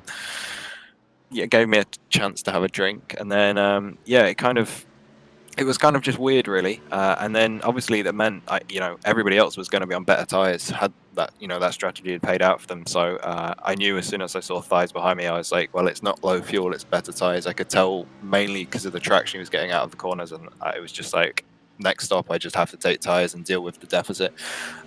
So yeah, boxed, got tires, and just drove as fast as possible. I mean, yeah, as best as I could do, and it was really a case of just seeing what I could get and salvage and bring home, and just keep it pinned, and it was going to be what it was going to be, and I was just waiting, and I think another person dropped off, went into the pits 2 laps before the end, and it was just a lucky dip. But yeah, you know, it kept the race interesting, definitely. Yeah, sure. I think that at the end, if you watch the broadcast back, it was a blue on blue. Tice tried to go down the inside of Stephen McCaffrey into the final chicane. Sort of bashed into the back of Stephen, who went round and also caught Jarrett. So yeah, that was like 3 teammates involved in the same accident. I was definitely keeping my foot down, rubbing my hands together, looking at the relative. I had it tabbed up and I watched them all be 12 seconds, then 10 seconds, and I was just hoping, you know, anything could have happened. But yeah, it was, you know, it was good fun. Yeah, enjoyed it. Very physical, very sweaty. I felt like I was on the edge of my sort of performance. It's super hot in my room. But yeah, no, all in all, a great event. Enjoyed it. You can't beat the GT3s around Spa. You've just got to beat the off tracks, and then you should be happy. Excellent. Well, we're glad you enjoyed it, and we're glad you turned up for the race. And congratulations on your 4th place. Anybody you'd like to thank before we let you go? I guess just you guys, really. I came into this sort of by myself, so I thank myself and just the iRacing gods and the lack of off tracks. I'll thank that as well. But you know, you guys did a great job. It's really nice you put it on, and it's very professional, which is the most important thing. And yeah, having a good broadcast makes it look even more of a better series, and I think more people will definitely be interested in this in the future. Excellent. Well, thanks for that. We'll let you go. Billy No Mates, Seb Hawkins. That's me. Okay, so we have got Marco Lewert in the interview room, who's just sneaked in, but he's muted. I'm going to drag him up and see if he unmutes himself. Oh, yes. Over to you, Pete. Marco Lewert, welcome to the booth. How are you? You nice and sweaty? Hello, everyone. Yeah, I'm just here. I have no idea what happened. No idea what happened. So you were doing all right. You were exchanging positions with Ben Cullen for a while, and either following him or leading him around the track. And then the first yellow went out. I don't know where you ended up after the first yellow. Were you caught up in the massive accident at the second yellow? No. No, you managed to get through that, did you? I was, I think, on the restart on P14, and then I was listening to your stream during driving, and I heard that somewhere is a big accident. And then there was a second safety car. Yeah. Yeah.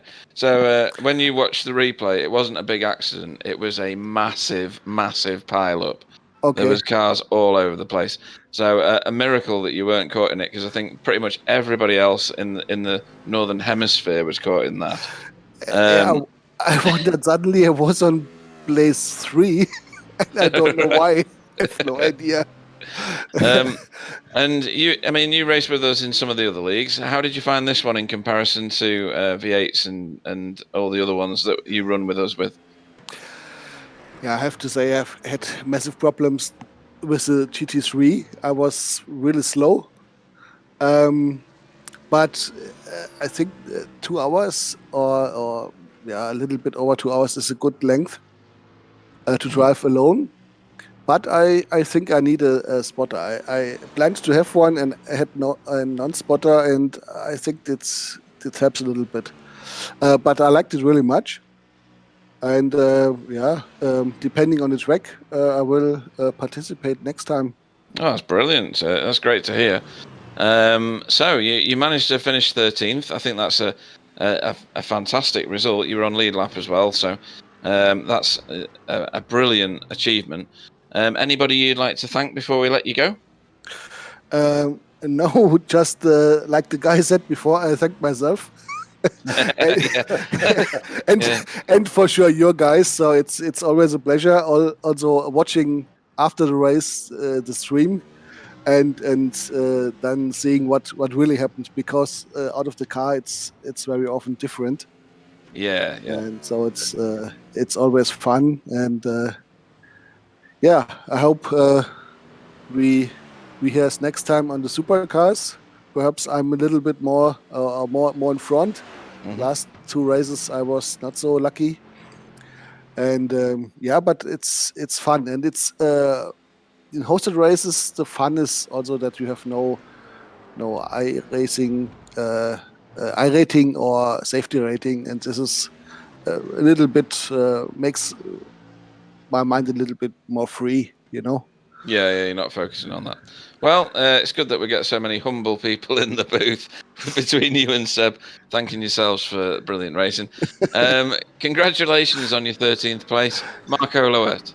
Okay, thank you. Bye.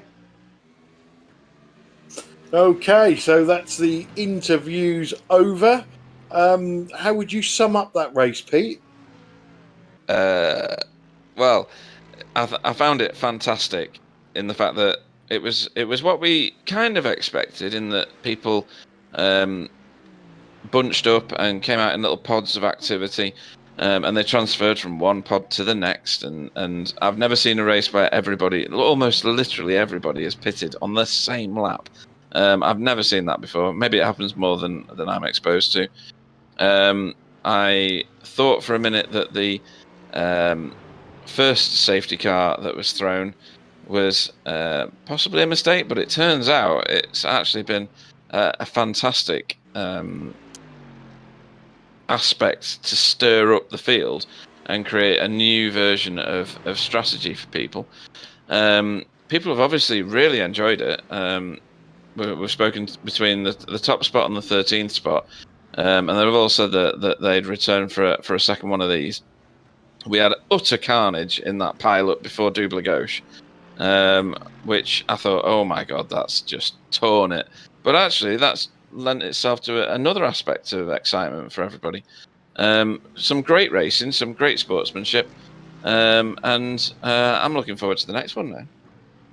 If there is one, obviously. If there is one. Bill, your summary of the race? Wow, well, Pete said a lot of it for sure. The one thing that I thought about too, which Clyde mentioned earlier this morning, was that when you have a race like this, you never know what you're going to get, because you always have different drivers. We've never done a GT3 race before, so you never know what you're going to get. And I was pleasantly surprised. I thought, all in all, the driving standards, considering we got a lot of people off the street, and I don't mean that sarcastically, I'm talking about people we're not familiar with. The driving standards were excellent. We had our little tussles here and there, which obviously you're going to have in a car race. It happens. I thought, the little battles were wonderful. And the safety car was really unique. I mean, like Pete said, unless it's NASCAR, you never see them all coming in at once. I thought that was pretty amazing. But people playing a couple little different strategies, and then that second caution, wow, that really stirred up the pot. I'll tell you, it changed the dynamics totally to what you would never expect, and it was really a heck of a lot of fun. And I'm glad to hear people enjoyed it, because I know I certainly did, and I think my colleagues did as well. So if we ever have another one, hopefully it'll be half as good as this one. We'll be happy, and looking forward to whatever's coming down the road. And Sam, you're our endurance expert. How did you think that went compared with other endurance things that you've been involved in? Safety car brings something up. I think you should have told the drivers they got a safety car in the race. But yeah, that people liked it or not, maybe.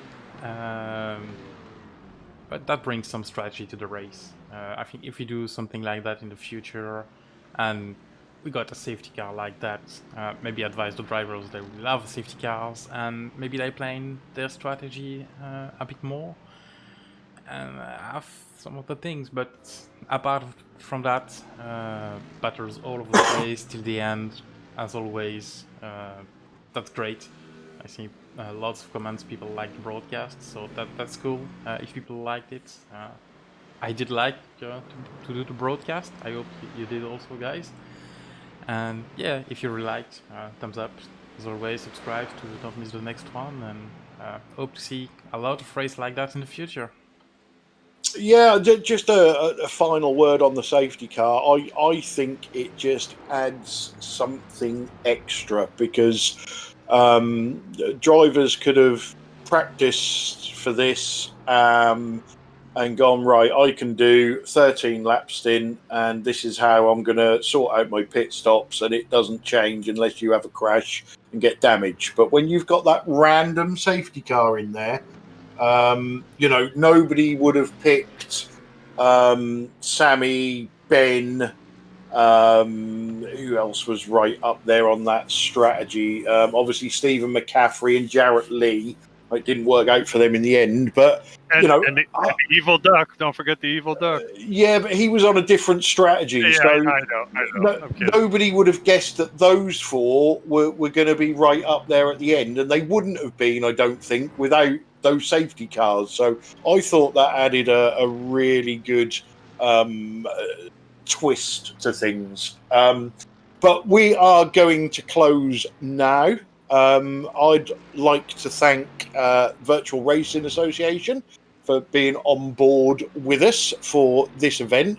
Obviously, all the drivers that took part, I think you all did fantastically well. And apart from the little bit of madness for the second safety car, I thought the driving standards were fantastic. Everybody that's watched us on the stream, as Sam said, give us a like, subscribe to the channel, make sure you don't miss a thing. Thanks to Pete, Bill, and Sam for joining me tonight and helping us put this on. I shall say good night, let the guys say good night, and we shall vamoosh. So good night, everybody.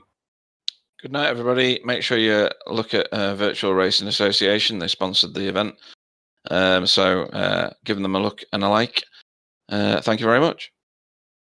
Yeah, good night, everybody. Again, like the other guy said, thank you to Virtual Racing Association.